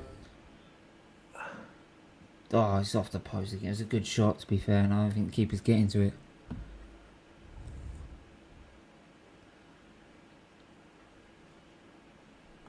Yeah, this is now sticky as hell. Right, this is sticky as hell. I'm sticking everywhere now. It's not fucking working properly. It's not fucking working properly, bruv. It's fucking bullshit, bruv. It certainly would be one heck of a story if Costa Rica were to somehow seal qualification after the demoralization of that 7-0 thrashing. And just how topsy-turvy would it be if Spain were to go out after losing to Japan? This is drama, drama, drama, and I'm so thrilled to be providing you updates from Costa Rica, Germany, while you're handling Japan and Spain. Yeah, I'd be so happy too if my fucking internet worked. Joel Campbell with the free kick from the left. Your fucking camera keeps sticking every 2 seconds, bruv. And Costa Rica are ahead! Well, just as I was speaking about the unthinkable, Costa Rica have forged ahead with 20 minutes to go. Could we see the mother of all shocks taking place? Oh, now I can't even get my fucking mobile data on to work. And I've got unlimited data and I'm paying a fucking bomb to have it. Don't tell me this piece of shit don't work either. Right, I was on my fucking mobile for the last game and it was fine. It was fine. Right, why is it now? Joel Campbell with the free kick. Sano, bruv. You've got to score. There could be a possible offside there. They're checking it. But once again, Neuer coming out and making an absolute Dumkov of himself there. Oh Completely yeah, not come getting back to on, the... come back in again, because this is just not Yeah. right. I mean, he sort of kicked that, deflected that into the defender, Vargas there, and it's gone straight in. And what an awful piece of goalkeeping that was. And the Costa Ricans are absolutely jubilant. They're tears of joy, tears of... Buonasera, mio amico mio, come va bene? Buonasera, bene, bene, va bene. Sto bene, grazie. I'm Thank you loving for it, coming mate. The Germans are going out. And But at Spain's this, going out as well. but listen, yeah, this Spain could ain't be going real. out. Are you sure? Costa Rica are 2-1 up. I told you, Costa Rica are 2-1 up. Look. What? Oh, No, wait, they're checking it. They're checking it. They're checking it first, bruv. Hold the phone. No, the check is over. The goal stands. Costa Rica 2-1 up. And for Germany, it's Auf Wiedersehen, but will it be That's bonkers. adios for Spain? Goals given. Ah, bro, Jesus. What a That's game. bonkers. What a day. This is What a bonkers. round. Germany are going home. Germany are going home. Going home. Luca, Yeah. Luca, you keep celebrating like this. You better make sure you're the fuck. Right. By the way, your team ain't even in it, bruv. So, I don't know what you're shouting about. Your team ain't even in it.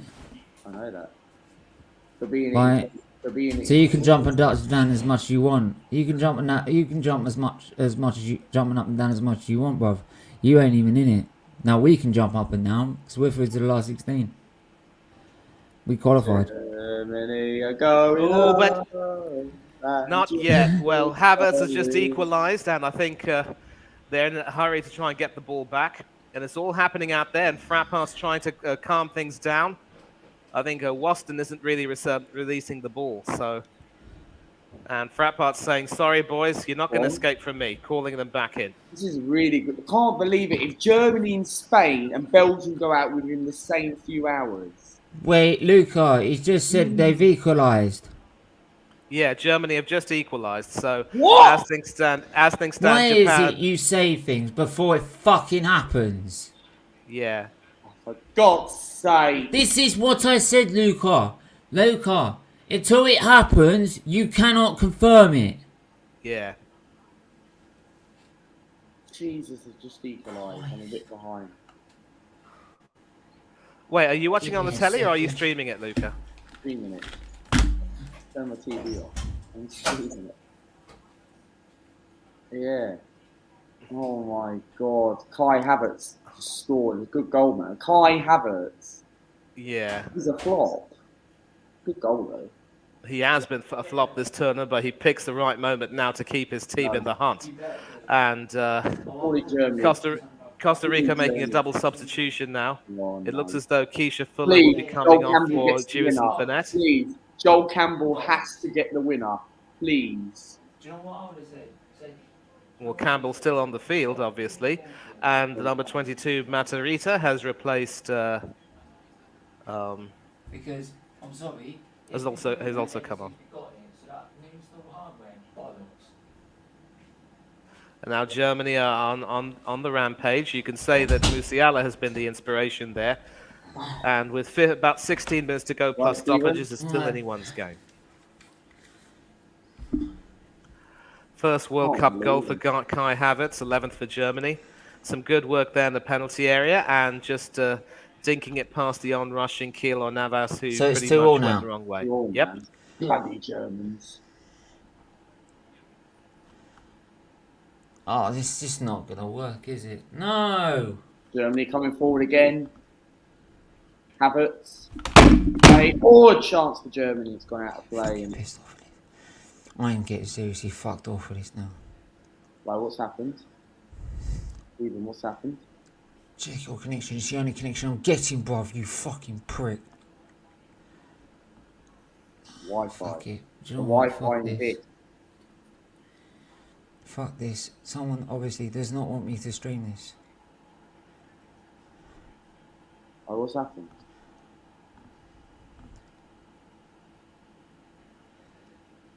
Probably the Wi-Fi.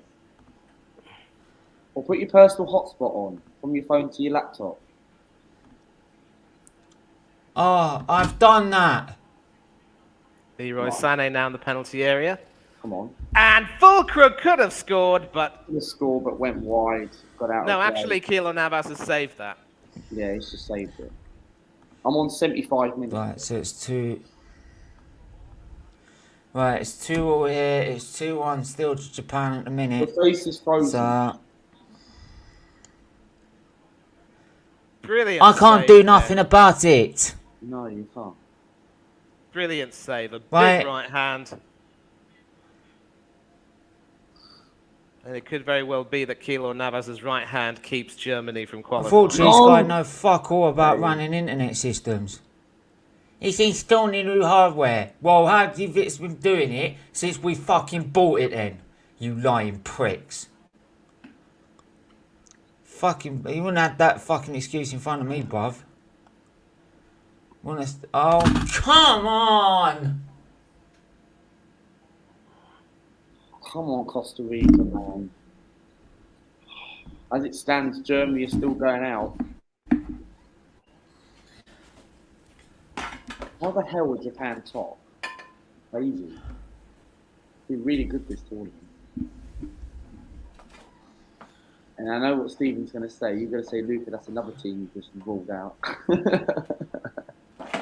Well, I mean, Japan, listen, can't be ruled out until the end. Look, there's 13 minutes to go plus stoppages. And the way things are going, any team can win this. I mean, I have to say that this has to be one of Manuel Neuer's worst games for Germany. I mean, he did make a good save in the first half, but was badly at fault for the first and now second goals. Having said that, Germany are away, and it is Kai Havertz who comes on. I'm done with it. I'm done with it.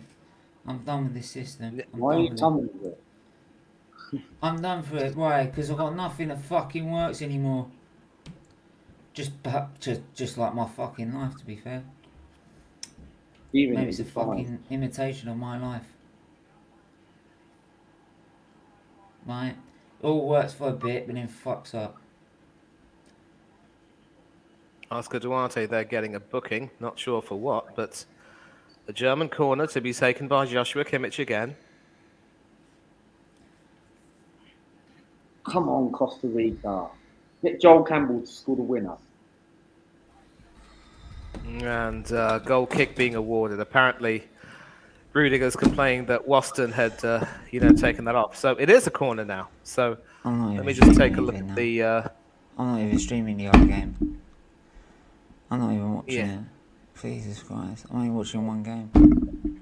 Yeah, but I am back. Yeah, you were doing this earlier. You were doing this earlier, for fuck's sake. Hardware gave me fucking strength. Why can't these bitch-offs I've got the German come game here. the I've got the German game here, Stephen. Oh, good for you. Yeah, well... There's a bit of a problem with that. I can't fucking see it. Like... And it was working fine off my phone earlier today. Right, so Spain have thrown a lot of their substitutes on to It's try on ITV. What, get it on ITV? How the fuck am I doing ITV with 1-1 TV? I thought you had two TVs. You do. I'm gonna have 2 TVs in the kitchen. Good one. Why would I have 2 TVs in one room? One for ITV and one for... No. For what? For every 4 years we're in a World Cup? No.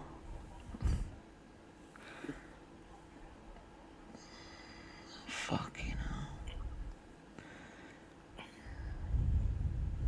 hell. Goalkeeping. Germany are bottom at the moment. Right, so as it is, it's 2-2 in the other game at the minute. So. Germany's going to go out. I can just see it. Please. Please. Right, 10 minutes to go in both games, plus stoppages, of course. And Don't rule it out yet. It's got a long way to go yet. Germany Yeah, goes strong. It's got another. That 10 minutes will be a long 10 minutes. Trust me.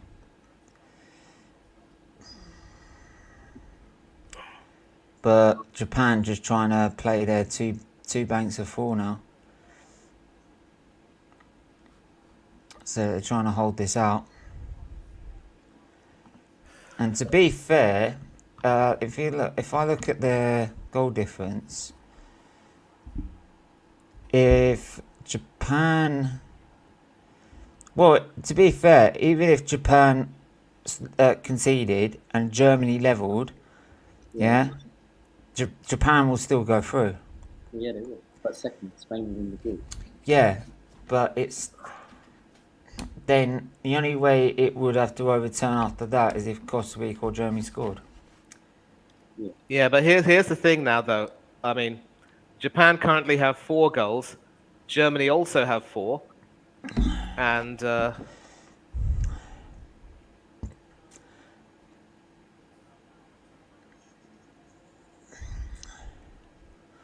look, well, it depends what Costa Rica and Japan really do. Come on, Costa Rica. Joel It's Campbell Japan and Germany. Joel Campbell needs to get a winner. 2018 of their group, fast forward to 4 years and it's bottom of their group again. That'd be funny, actually. I've got to admit, I won't gonna lie, that'd be funny. yeah.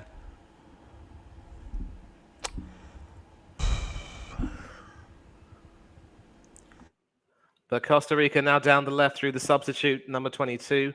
And it's kept in play, but Germany end up winning a free kick. Germany got a free kick at the moment. 9 minutes to go. 9 minutes to go. Tell you what, I bet you what, I'll piss off to the fucking hospice tomorrow and it'll fucking work perfectly there. Right, and they've got a whole group of people using it. We'll work at the pub where we went. No, it wouldn't. Come on, Costa Rica, man. Hold on. Joel Campbell needs to get a winner. Come on. He had a decent career. He never got a chance. No, Every time he got a run of games, he was dropped by the manager. he was. He never got given a chance. So he was a decent player. Yeah, he was. I don't think it would have been the player to take us to the next level, but he was a decent player. Right. He was the only one that was giving a shit back in 2015-16 about January, February. Yeah. And you can see that once again, ever since Rich, bruv. Rich, if you're free, man. I've got the link in the chat, bruv. If you want to come on, bruv, come on. Right. Love to have you on. You know that. Your door's always welcome. Right. Door's always open. So ever since Japan took the lead, it's more or less been one-way traffic, and Spain have been trying to find a way into the Japanese penalty area. They can now build back out. Oh, they're breaking away, Japan. Oh, just. Oh, so you got your TV back, eh? Perfect. What? You got your TV back, eh? No, I'm watching that one on the TV. I can't use the one to watch the other one. And it don't fucking want to work anymore. And Germany are 3-2 up. 3-2 Can I Germany. have it? No! See, this is what I told you. This is what I told you. What did I tell you? What did I tell you? Stop giving it that when it's not over yet. Didn't I tell him? Yes, you did. Thank you very much. Gotze and Yabri combining down the right. Right, just thinking it was done dusted. No, man, I'm sorry. You can't rule Germany out like that. You just can't, bruv, because they'll do that, bruv. Germany are through as it stands. No, why would Germany be through? Japan are still top. They're still Yeah, 2-1 Japan up. is still out, bruv. I told you this literally a minute or two ago. I literally told you that about a minute ago. I thought Germany had to win. I said to everyone, if Germany equalise, right, they still have to go get another goal, right? as it stands, they will be on 3 points each with Costa Rica, I believe. So basically, Germany needs Spain. No, 2-2. So no, as it stands, Costa Rica. Right, they're getting an extra 2 points, so they'll be on 5 points. Germany. Share the screen so I can see. No, because it's not updated yet. Yeah, but Stephen, Yeah. so Spain is so. And I'm trying not to share the screen because it's fucking up the stream. And Germany go through. Right, so as it stands, Germany are still third, and even if Spain need to score. Yeah, they're now, third actually, because they've got a worse goal difference than Japan. I know. No, they don't. Right, so basically, hang on. Sorry, can I? So they're on 4 points. Costa Rica now on 3, right? Spain are on 4. They have a better goal difference, right? Yep. If Japan concede, they still go through because they've got 0 goal difference. But if they concede, if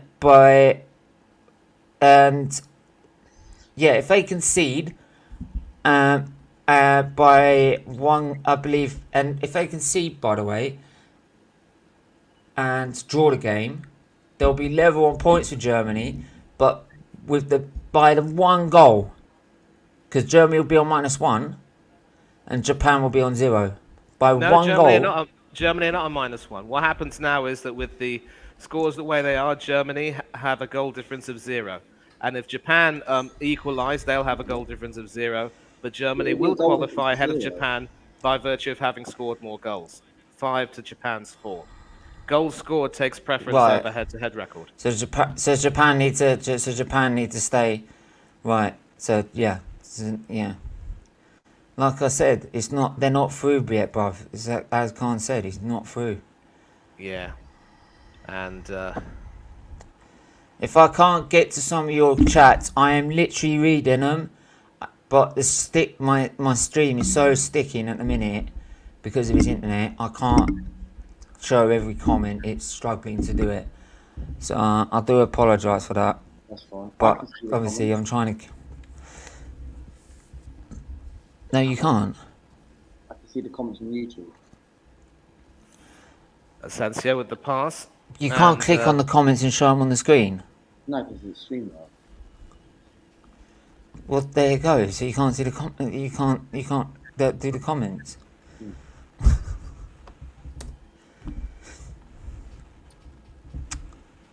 2 minutes to go for Japan 2-1. Japan have literally got 2 minutes. 2 minutes plus, I reckon, plus 6 minutes, I reckon. Not too sure how much stoppage time will be here for Costa Rica, Germany. Mate. Easy as you like. Nicholas Fulkrug, 4-2 Germany. So what does that mean? No, disallowed. Offside. Way Luca. Even if Germany score, if Japan win, it doesn't matter. Yeah. Haven't you worked that one out? Right. Okay. It's not difficult to work out. It's basic math.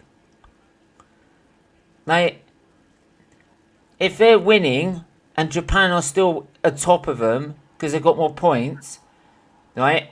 Yeah, because Germany are on 4 points. Because they lost. Yeah, but Japan are on 6. Unless Germany, the only way Germany will go through is if they outscore Spain by 7 goals. Yeah, and if Spain draw 2-2, then Germany will go through. So. Yes. So they need Spain to score. If Japan draw the game, they're out. Yes. Yeah. Right, so worry about the Japan game. It's the Japan game you now got to worry about. Come on, Japan, please. Luka wants Mudrik. Mate, he doesn't rate him yet. He's never even fucking seen him. We had that debate earlier, man. Don't get me started on that. He's never met him. He's never watched him in the whole of his career. Right, and yet he's apparently an expert and says he doesn't want him. What's all the hype about Mudrik? He's a kid who's done what? Well, thank you, Luca. Yeah. He's asking a question, bruv. He's not saying he's shit. He's asking a question because he doesn't know. We're going to see It's how not many just minutes writing of them time off. is on here. That's exactly what I would ask because I don't know anything about him, right? But you would just go, "Oh, he's shit." Because you've not heard of him, you'll just go, "Oh, he's shit." Yeah, but Stephen. No, you can't do that. You can't do that to anyone. You can't do it to anyone, bruv. Otherwise, you'll never find any stars. I want a winger. Anyone, look, all players start off with no one knowing a fucking thing about them, right? But by your logic, if no one knows anything about them, they're shit. I want a winger, Stephen. I want a winger, someone like a Trossard or Saha. That's gonna. No, what? Oh, fucking drop the Hazard shit, bruv. Oh, right. And here's Hazard is done. It's finished. Here's an update, that, Dave. that is past. That is past news, bruv. Yeah, but it doesn't matter. Yes, it is. It's in the past, bruv. I don't want someone falling on the floor every 5 seconds and moaning about the ref rather than his fucking game. He's got a shit mentality and a shit attitude. Milan, or get Leo from AC Milan.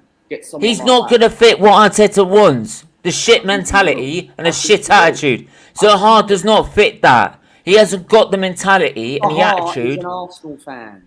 No, Luca, he hasn't got the mentality, right, or the fucking attitude that Arteta wants in his players, bruv. He's just going to be another problem. Right. An update here. They've actually re-allowed that fourth Germany goal from Nicholas. Oh, it's 4-2. It's now 4-2 in front. Okay. 7 minutes of added time in the Spain game, people. Right. Yeah. And the drama isn't over. Now that's that away. Sorry, and as for Mudryk, I'm not having you fucking write off a guy you've never fucking watched. Mate, I have proof that he's not good enough. You haven't got proof! Stephen, just calm down. Okay, look, let me come into this. Luca, when have you watched Ukrainian football for the last fucking 6 months? Let Manny Stephen, just calm down. Yeah, let me come into this. Luca, what exactly is your proof that Mudryk isn't good enough? Can I just get through the comments first before you answer this? I'll just get through the comments. I'll ask, do you want to sign in January? I'll ask in a minute. I'd like to take Manasol Tony first of all. Good point. I'm not writing him off, but he's been called. Yeah, look, Khan, I know you write him off. You're just asking a question because you don't know anything about him. That's fair. That's all right. No, it's Luca that writes him off because apparently he doesn't know anything about him. So, because he has never heard of him before, right? And some fans rate him because they might have seen a few clips, right? He then thinks they're permanently shit. But then he said that about Tommy Asu and Ramsdale and Ben White and God knows what else. And look at where we are in the league thanks to them. So yeah, Manny, go on. Yeah, so Luca, let me just ask you right now, what proof do you have that Mudryk isn't good enough? Please, and Stephen, let him speak. I'd love him to know. Look, I don't think he's not ready for the Premier League, right? I don't think he would be able to. Thanks for everything. But I don't think he's not ready for the Premier League. I don't think. Why? Because we need a winger, right? That's actually going to be challenging with Saka, right? I want Premier League proven wingers. I want a winger that's going to challenge Saka. Why is it that we have to bring someone, right, like a Mudryk, that's probably not even going to get a starter, right? I'm not just saying that, yes, drop Saka. Saka no, but listen, all day long.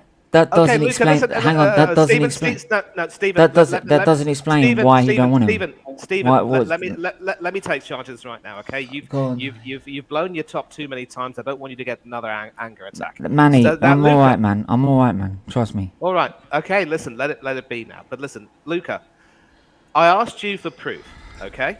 That's not proof. What exactly was the proof you have? All you've got now is your opinion that because Mykhailo Mudryk is not Premier League proven, you don't think he will be able to make it in the Premier League. No, but a lot of people, mind you, have made it very clear that what they've seen of Mudryk, they've enjoyed. They believe that he's perfectly adept with both feet. Well, in addition to playing, Luca, shut up. Luca, if you can interrupt, I'll mute you. Let Manny finish. Sorry. Yeah, so let me just say my piece, and you can come in and say whatever you want, yeah? That's fine. So a lot of people have basically made it clear, based on watching him for Shakhtar Donetsk in the Champions League, and also playing for the Ukraine national team, that he is a person who has the ability to develop quite well. He is also quite young, and for the talent that he has, why not take a punt on him? So I get your point that maybe he isn't proven as of yet, but... and I'm not really sure why he would be rated so necessarily highly, because maybe it's because Shakhtar Donetsk do not want to lose him. But he may also decide that he may want to go. But then you see some Champions League games of his, you see how good he can possibly be. So why would you just write him off when you don't think he's proven? And now you can answer your question. Thank you very much. Yeah, but the thing is, you need more depth. How is he going to provide depth, right? You need somebody. What the fuck? Yeah, but you need someone, right? He does provide more depth. How'd you fucking work that one out? On a different winger, that's going to be a slight like a Trossard. Yes, I know Brighton and these teams are not going to sell anyone. Those are the type of wingers I think we should go for. I don't think he's not ready for the Premier League. What I'm the just giving my fuck? opinion. How is that not depth? I'm All sorry. right, and I'm sorry. Right. But is he really a threat, though? We need threaters that are going to terrify the defence. Luca, he's not going to terrify the defence. What have you seen that makes him look like? What makes you? What? Hang on. A. What have you watched of Ukrainian football? B. Right. What makes you think, right, that he can't be a threat going forward and even be competition to Saka, right? Because you keep going on about he's not Premier League proven or Premier League ready. But he's going to Manchester United. Right. Okay, I'm going to stop you right there. He's not Premier League proven, but you rate him. Yeah, because Cody Gakpo is better. No. Do you know why? Luca. No. Oh, Japan have done it. Japan have done it. He brings more goals to Madrid. Japan have done it. Whoa. Shush. Japan have done it. They've done it. Germany are out. Yes! Have that, you Germans! Right. Your team's already out, bruv. I don't care, man. You didn't even get in it. I'm winding up the German fans. On Luca, you've got no leg to stand on. Your team's not even in it. I can gloat. You know that. I can gloat. My team's in the last 16, bruv. And I think we can safely say that this particular game will Payback for Euro 2020, bitch. Hey, German. What do you mean payback for Euro 2020? No, I'm talking about the Italians, bruv. We're in it, bruv. You worry about your past it Bonucci's and Chiellini's, bruv. Chiellini's retired already. Bonucci's definitely past it. And he wishes. yeah, so Spain will also be watching this game, hoping against hope that Costa Rica do not score 3 goals in 1.5 minutes. But you know, this is effectively the. This is it. I mean, I don't even know why I'm watching the rest of this game because Germany are now done and dusted. They're out. Done and dusted. They're out. And Japan go through as group winners. Yeah. As group winners as well. But here's the thing. I just don't believe that they are consistent enough to be able to I just be wanna, a threatening side. Look, I'll finish on this. Is that I just want to finish with this argument, right? You don't want Mudryk because he's not Premier League proven. No. But then you want Cody Gakpo. Because Cody Gakpo is a better player, right? How do you fucking know that? Because have you not seen? How do you know that? Yeah, but Stephen, have you not seen what he's done in the tournament? Have you not seen what he's done? Have you not seen what Mudryk's done in the Ukrainian league? Mudryk can't help. He plays for Ukraine. He's only played against teams like Celtic, but everyone's actually. No. He can't help where he plays, bruv.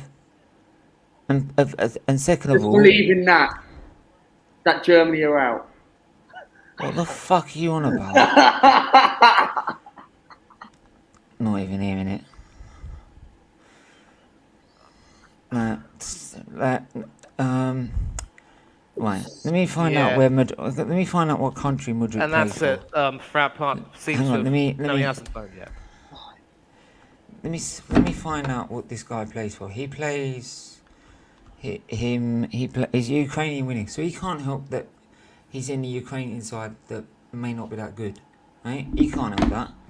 Same as like Erling Haaland is playing for Norway. And it's over. Germany are confirmed out, along with Costa Rica.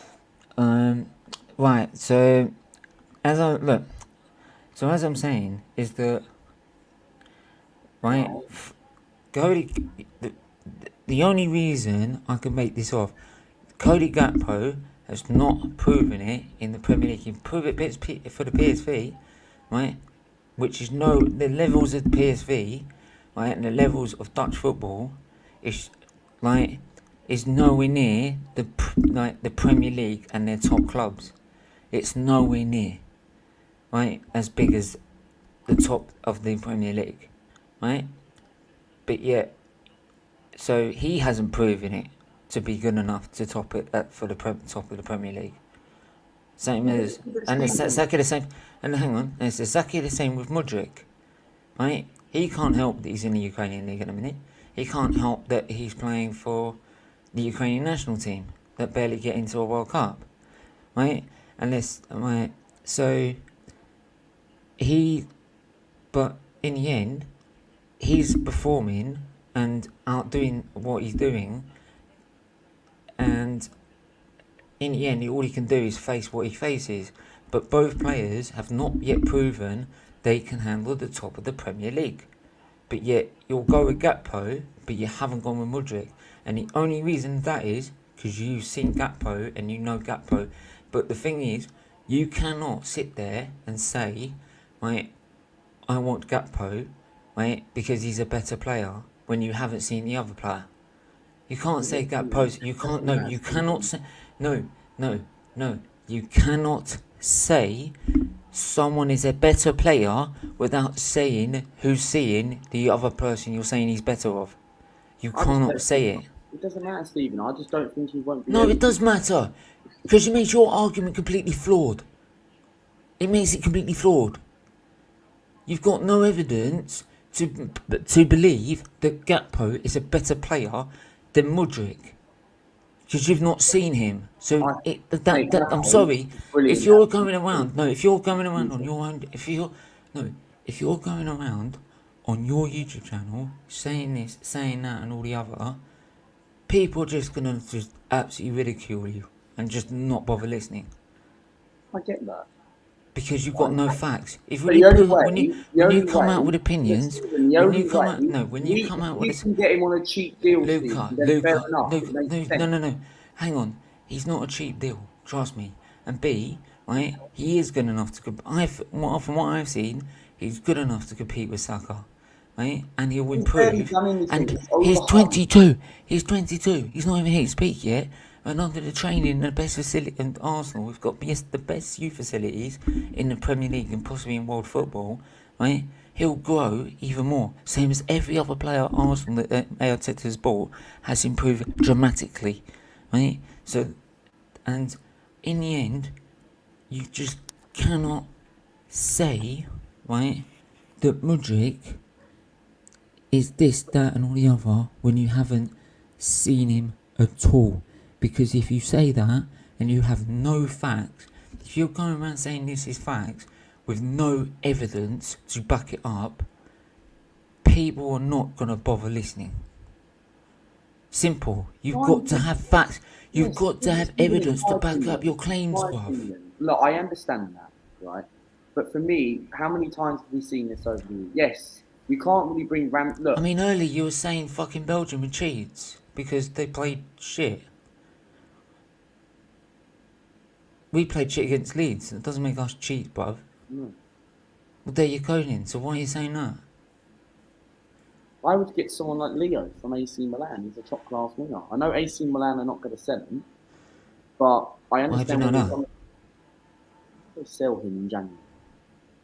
How do you not know? Because here we go. Small, because you got a small club mentality. And the disconsolate faces on the German fans says it all. If you have, no, mate. No, if you had a big club mentality, right? You'd be telling Arsenal, said, I don't care if he plays for Milan. I don't care if Ivan Toney's playing for Brentford right now. I don't care this, that, and the other. You go and try and put the offer in, right? And say, we're serious, we want to win the league, right? And put the money down. That's what big clubs do. You bully teams to get you bully teams to get them to get the player you want, right? That's what big clubs do. Simple. But everyone keeps going with this small club mentality. Yeah. Let's just get back to the football today. Obviously, there's going to be a lot of controversy about the goal which put Japan ahead, and they're talking about how, you know, from one vision, the ball did look as though it went over the line, but because it didn't completely go over the line, the goal would end up standing. From where you were watching the game, Stephen, what did you think about that goal? Was that a good goal? It was a good goal. I think it was just on the line, and I'm talking just like it's like the thinness of a piece of paper. Right, but when I looked at it, they did look. There was a little, like the shadow of it. Right, a part of it was on. Yeah. And if you could see the shadow of it, of the shadow of the front of the ball, right, and you can see that's on, then you can clearly see that the other part of the ball is going to be on. So that ball was, for me, I think that ball was in. For me. Yeah, I suppose it's all a technicality, but I think it's now fair to say that Spain, as I've said, can be ruled out as favourites for the tournament if they have, because as was proven by the Germans, as was proven by the Germans, if you hit them hard enough, they will certainly crack, and you can see the tears of joy on the Japanese fans. And Spain, of course, know that they have some problems to sort out. I love the Japanese I think fans, they were just caught cold at the beginning of the second half, to be honest.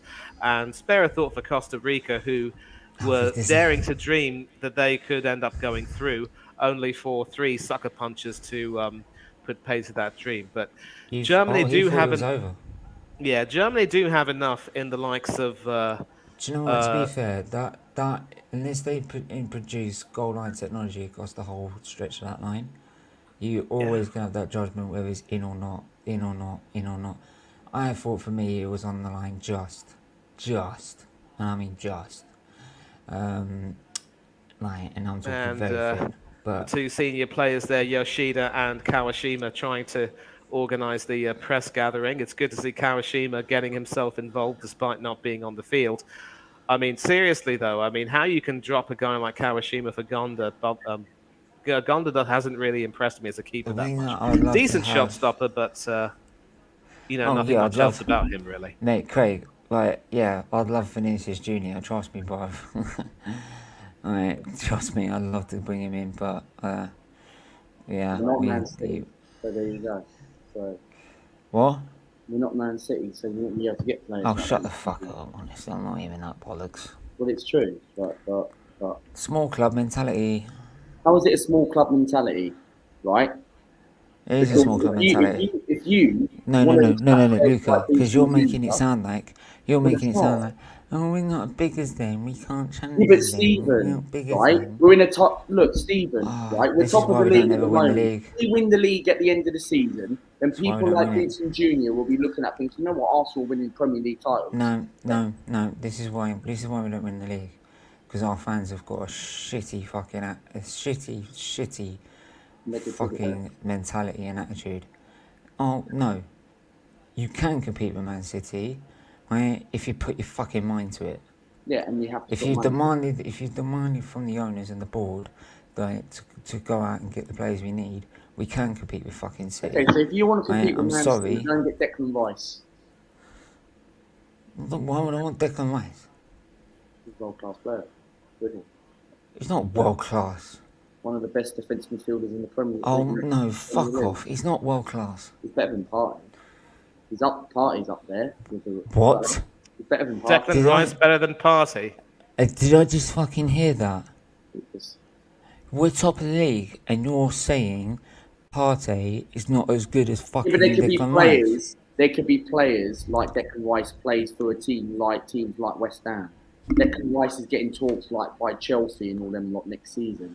West No, Ham. I'm saying, Paul, you're honestly saying, right, that Partey is not as good as Declan Rice. Partey is good, right? I think he's up there.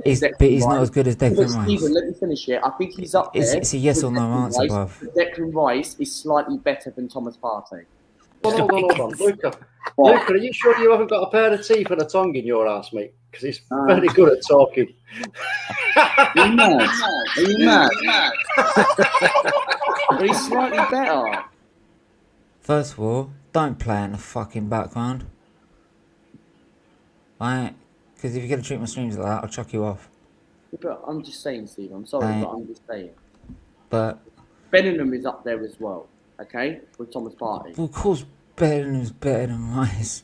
I keep saying, look, I've said this. I want Arsenal to be the big club that we used to be. Right? Go to fucking Dortmund and said 70 mil plus the Conga. There you go. We want Bellingham. Bellingham. No, and then no, because then you throw it in Bellingham's court.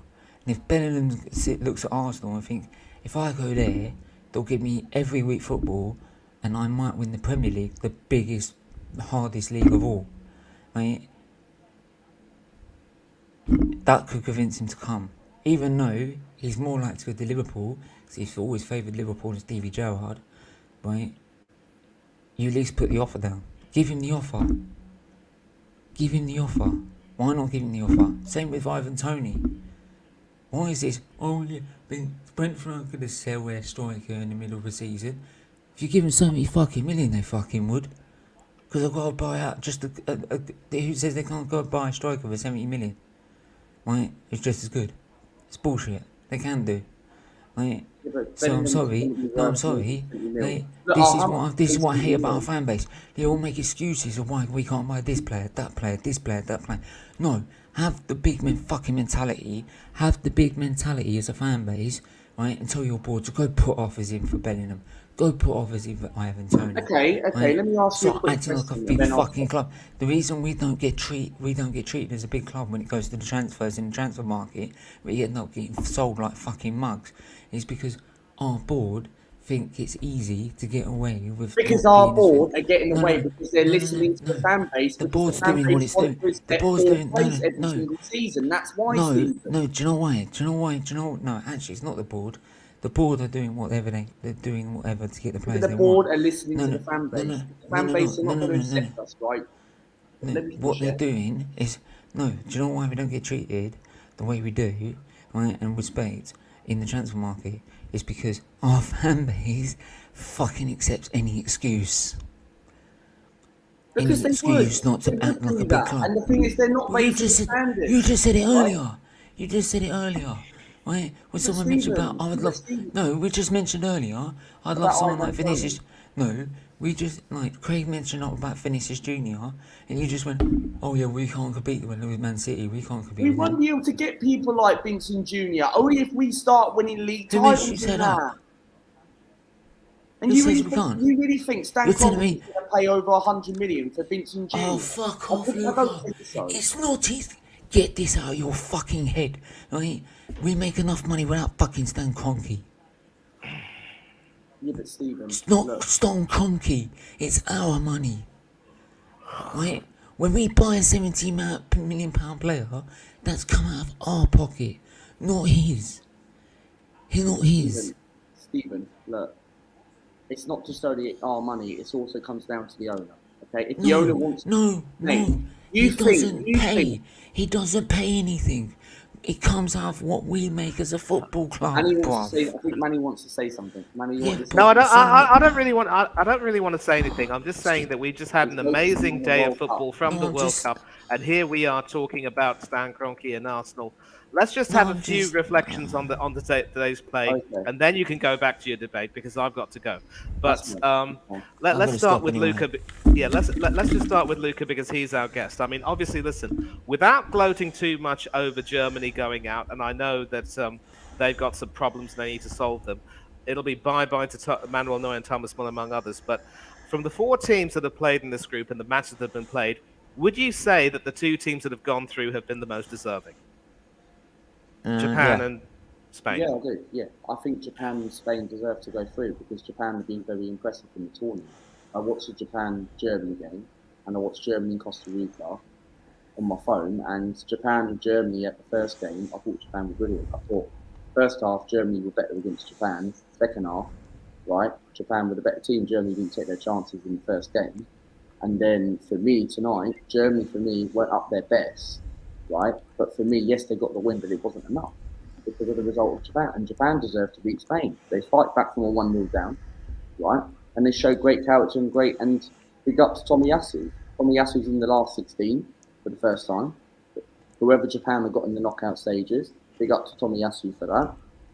And Japan deserved to go through. And Spain, yes, they're still all right in the tournament. Despite I criticised Spain the whole tournament, but they're not going to win. They're not going to win Spain because Spain have weaknesses in their team. They lack quality up front. Exactly. And I'm glad you've put your points across. Stephen, what about you? I've actually agreed with.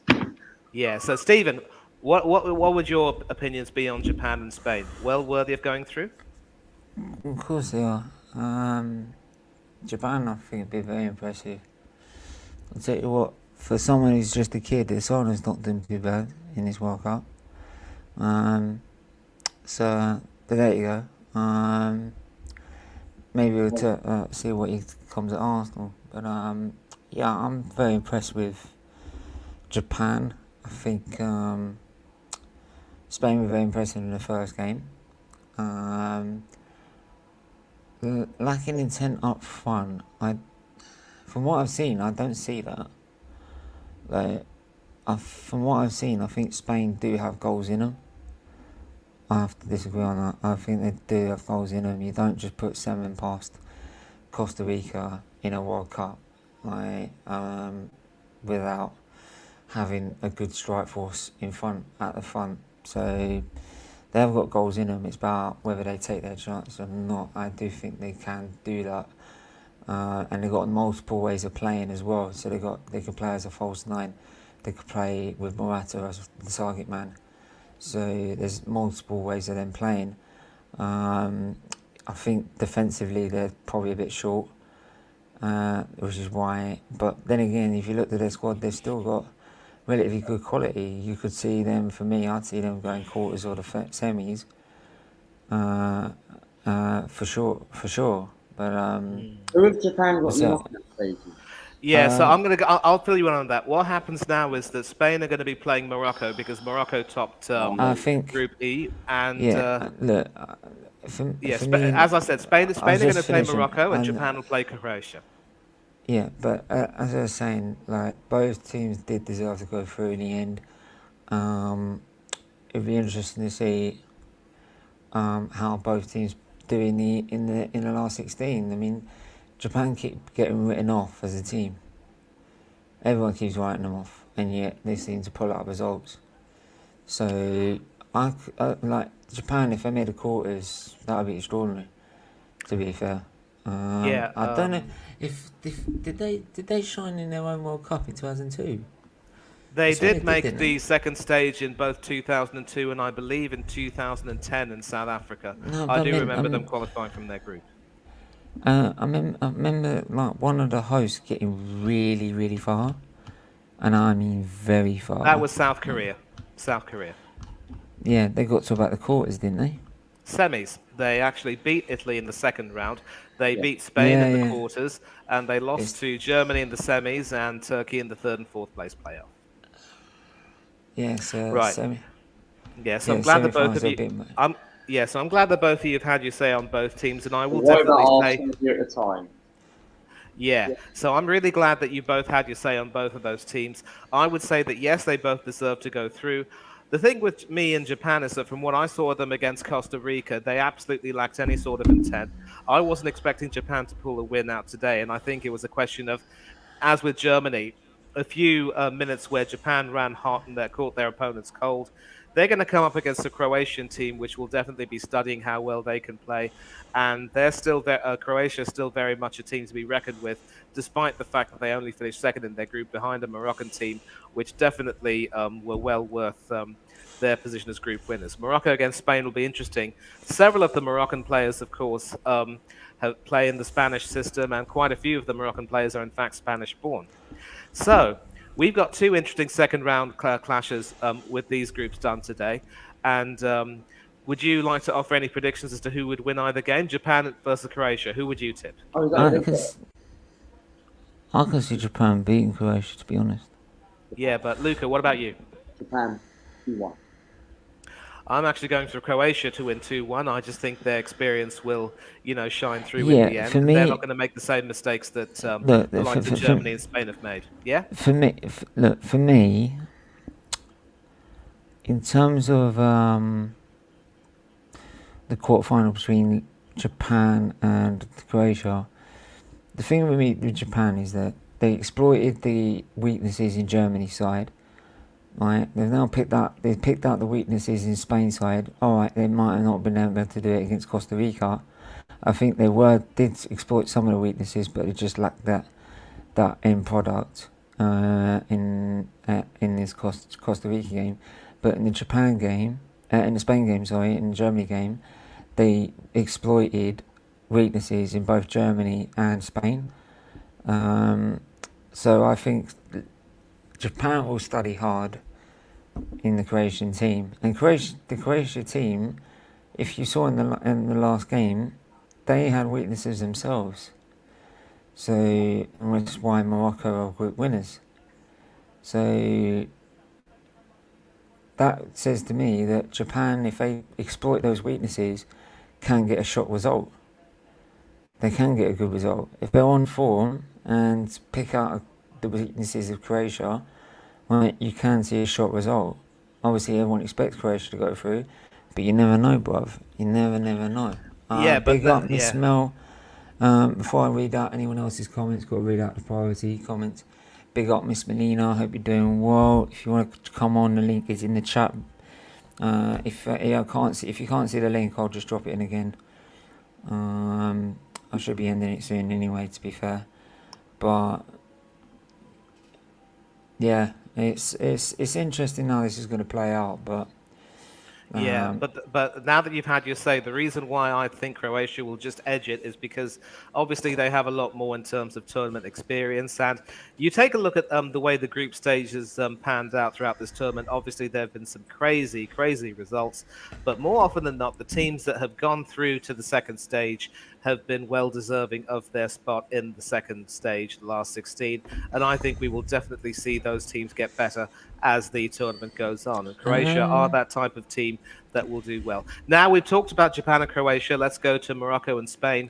I think on paper, I can't look beyond Spain beating Morocco, but the way Morocco have looked, they could also exploit some weaknesses. Luca, what do you think about Morocco and Spain? What's your prediction? For me, Morocco versus Spain, I think Spain will go through just. But saying that, another team I did doubt on Morocco, and I know what Stephen's going to say about that, but he said they were shit. Yeah. I'm surprised you didn't call them cheats at the same time. Go ahead, Steve. Yeah, go ahead, Luca. Because apparently, in your eyes, every team that's shit is now cheats as well. Stephen, let him say what he wants to say. Sorry. Luca, go ahead, son. Luca, go ahead. I think Spain will beat Morocco because I think Spain will have enough quality, and they'll be the favourites to win. And that's what I think will happen. I think score prediction, I'm going to go for Spain to win 2-1. What about you, Stephen? Who is in Poland, Mexico, Argentina? France. To be fair, you mentioned about every team deserved to be in their place. I think Saudi Arabia, I would have probably, if they'd gone through, I would have said they would deserve to have gone through, for me, because they impressed me in the World Cup, to be fair. So if Saudi Arabia managed to get through instead of Poland, I would have probably wouldn't have minded that result, as deserving last 16 place. But look, going into this last 16, was it Spain Morocco? I'm not going to rule out Morocco, mate. I'm not. I think Spain will edge it. It will be a tight, like every round 16 game. They're all tight games, but unless it's an absolute madness. But Morocco, if they're on form, they're like Japan. They've exploited the areas in their opposition's in their opposition, and because of that, they're now group winners as well. So, like, you can easily see an upset against Spain's, but I will think Spain will just edge it 2-1. Yep. Right, but I wouldn't be surprised if it went 2-1 to Morocco. So it's all to play for, and this is the one thing about round 16. Like, it's, can you cope with the pressure? Exactly. Does this Spain side have the minerals to cope with it? Right, Morocco, they're in the last 16. Morocco and Japan, being in the last 16, it's like being in it's like being in the World Cup final. Right? Absolutely. So they've got nothing to lose. They've got nothing to lose whatsoever. They can just go in here, both barrels up. If we don't win, we don't win, but we give it a go. You know? Yeah, and that's the same. That's the same approach that Japan will be taking, because Japan have never gone beyond the last 16 in the World Cup. They've reached the last 16 twice. So this will be certainly a shot in the arm for both teams now that they've gone through, and they deserve to go through. But now let's look forward to tomorrow. I believe it'll be the last round of round of the group stages. Right, Cameroon against Brazil. Yeah. Hang on. Let me just go through it. So I'll quickly go through the ones we're doing. So the main game we're going to be covering tomorrow will be Ghana versus Uruguay, who I think Uruguay have been one of the biggest disappointments for me. They've been shocking. And they still go through tomorrow? I don't think so, to be fair. I think they're out. Hang on, Uruguay, they drew against South Korea, didn't they? Yep, they drew against South Korea and lost to Portugal. So anything less than the win will see them go out. And I would be happy because, you know, Luis Suarez came out today and said he still doesn't apologise for that goal. Bruv, you're going to be made to cry tomorrow. Party and his boys are going to make you cry. Anyway, I don't think Uruguay deserve to go through anyway. Exactly. And the last game I've got is Croatia, Belgium. Oh shit! I've typed it wrong. It's not Croatia, Belgium, is it? It's in Brazil's group, so it's either Serbia, Switzerland, or Brazil, Cameroon. It's Serbia, Switzerland. I think we're covering. Yeah, I've put Croatia, Belgium in there for some reason. So I've got to adjust that. Yep. So yeah, it'll be Serbia. It'll be Serbia versus Switzerland. I don't know why I've put that there, but I'll sort that out tonight. But yeah, we're gonna leave it there. Well, actually, I'll sort it out tonight. I'll sort it out tomorrow morning. I ain't got time tomorrow morning, to be fair. Yeah, but let me just say a special congratulations to Dani Alves, because apparently team news is that he will be starting, so he will be Brazil's oldest World Cup captain. Well done to him. Yeah. Yep. And just when people think that his career might have been done and dusted with the Seleção, he gets brought back in. Can you believe he was brought back into the squad to babysit Neymar? Wait. Yep. Because obviously Neymar responds well to Dani Alves, and Dani Alves keeps him in check. And now for his professionalism and the career that he's had, he ends up starting. So good for him, I would say, definitely. Exactly. But I mean, we're gonna have to see how these games. We're gonna have to see how these games go out, mate. Because, like I said, anything can happen when it's knockout football. Yeah. But yeah. I think that's gonna be a wrap. To be fair, if I'm not mistaken, it'll be a wrap from here. So Big up to everyone that has tuned in. Actually, I've got a good rap of my own, but I'm not going to do it. No, I know you no. don't like me singing. Yeah, do it some other time, Bob. Yeah, we're gonna leave it there.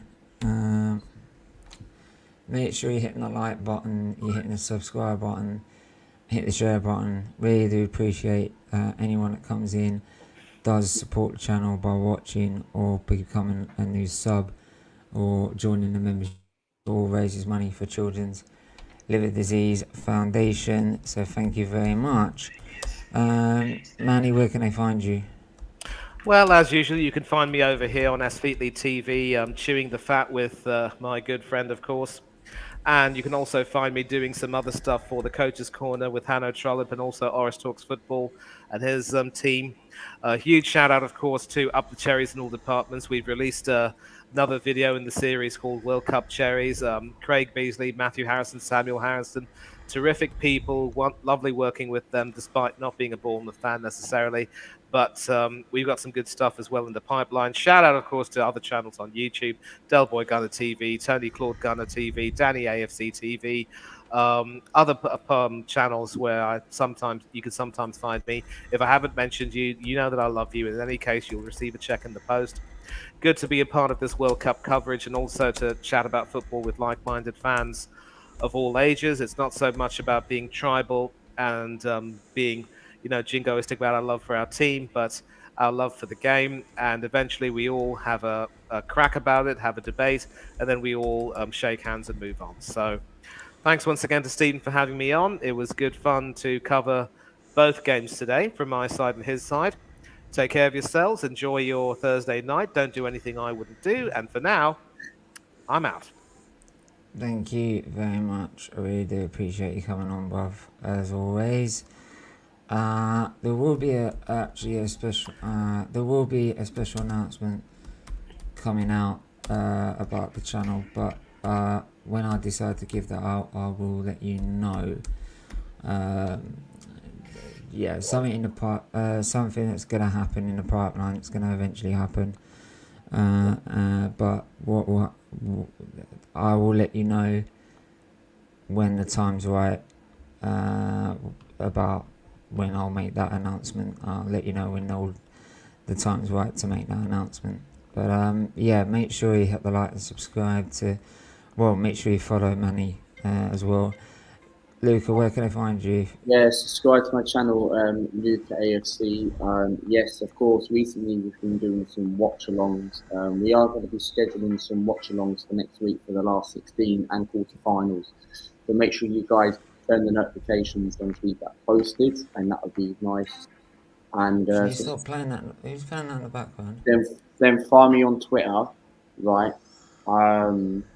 Martinelli AFC1 and Instagram official_Luca_Arsenal content, and subscribe to my channel Luca AFC. Alright, cheers, thanks for that. But until then, guys, everyone stay safe, stay well, and we'll see you tomorrow when there's more watch-alongs for the rest of the World Cup as we try and pretty much head towards the knockout stages. Finally, the group stages will be done. Group G and H will be decided tomorrow. But until then, stay safe, stay well, and we'll see you tomorrow.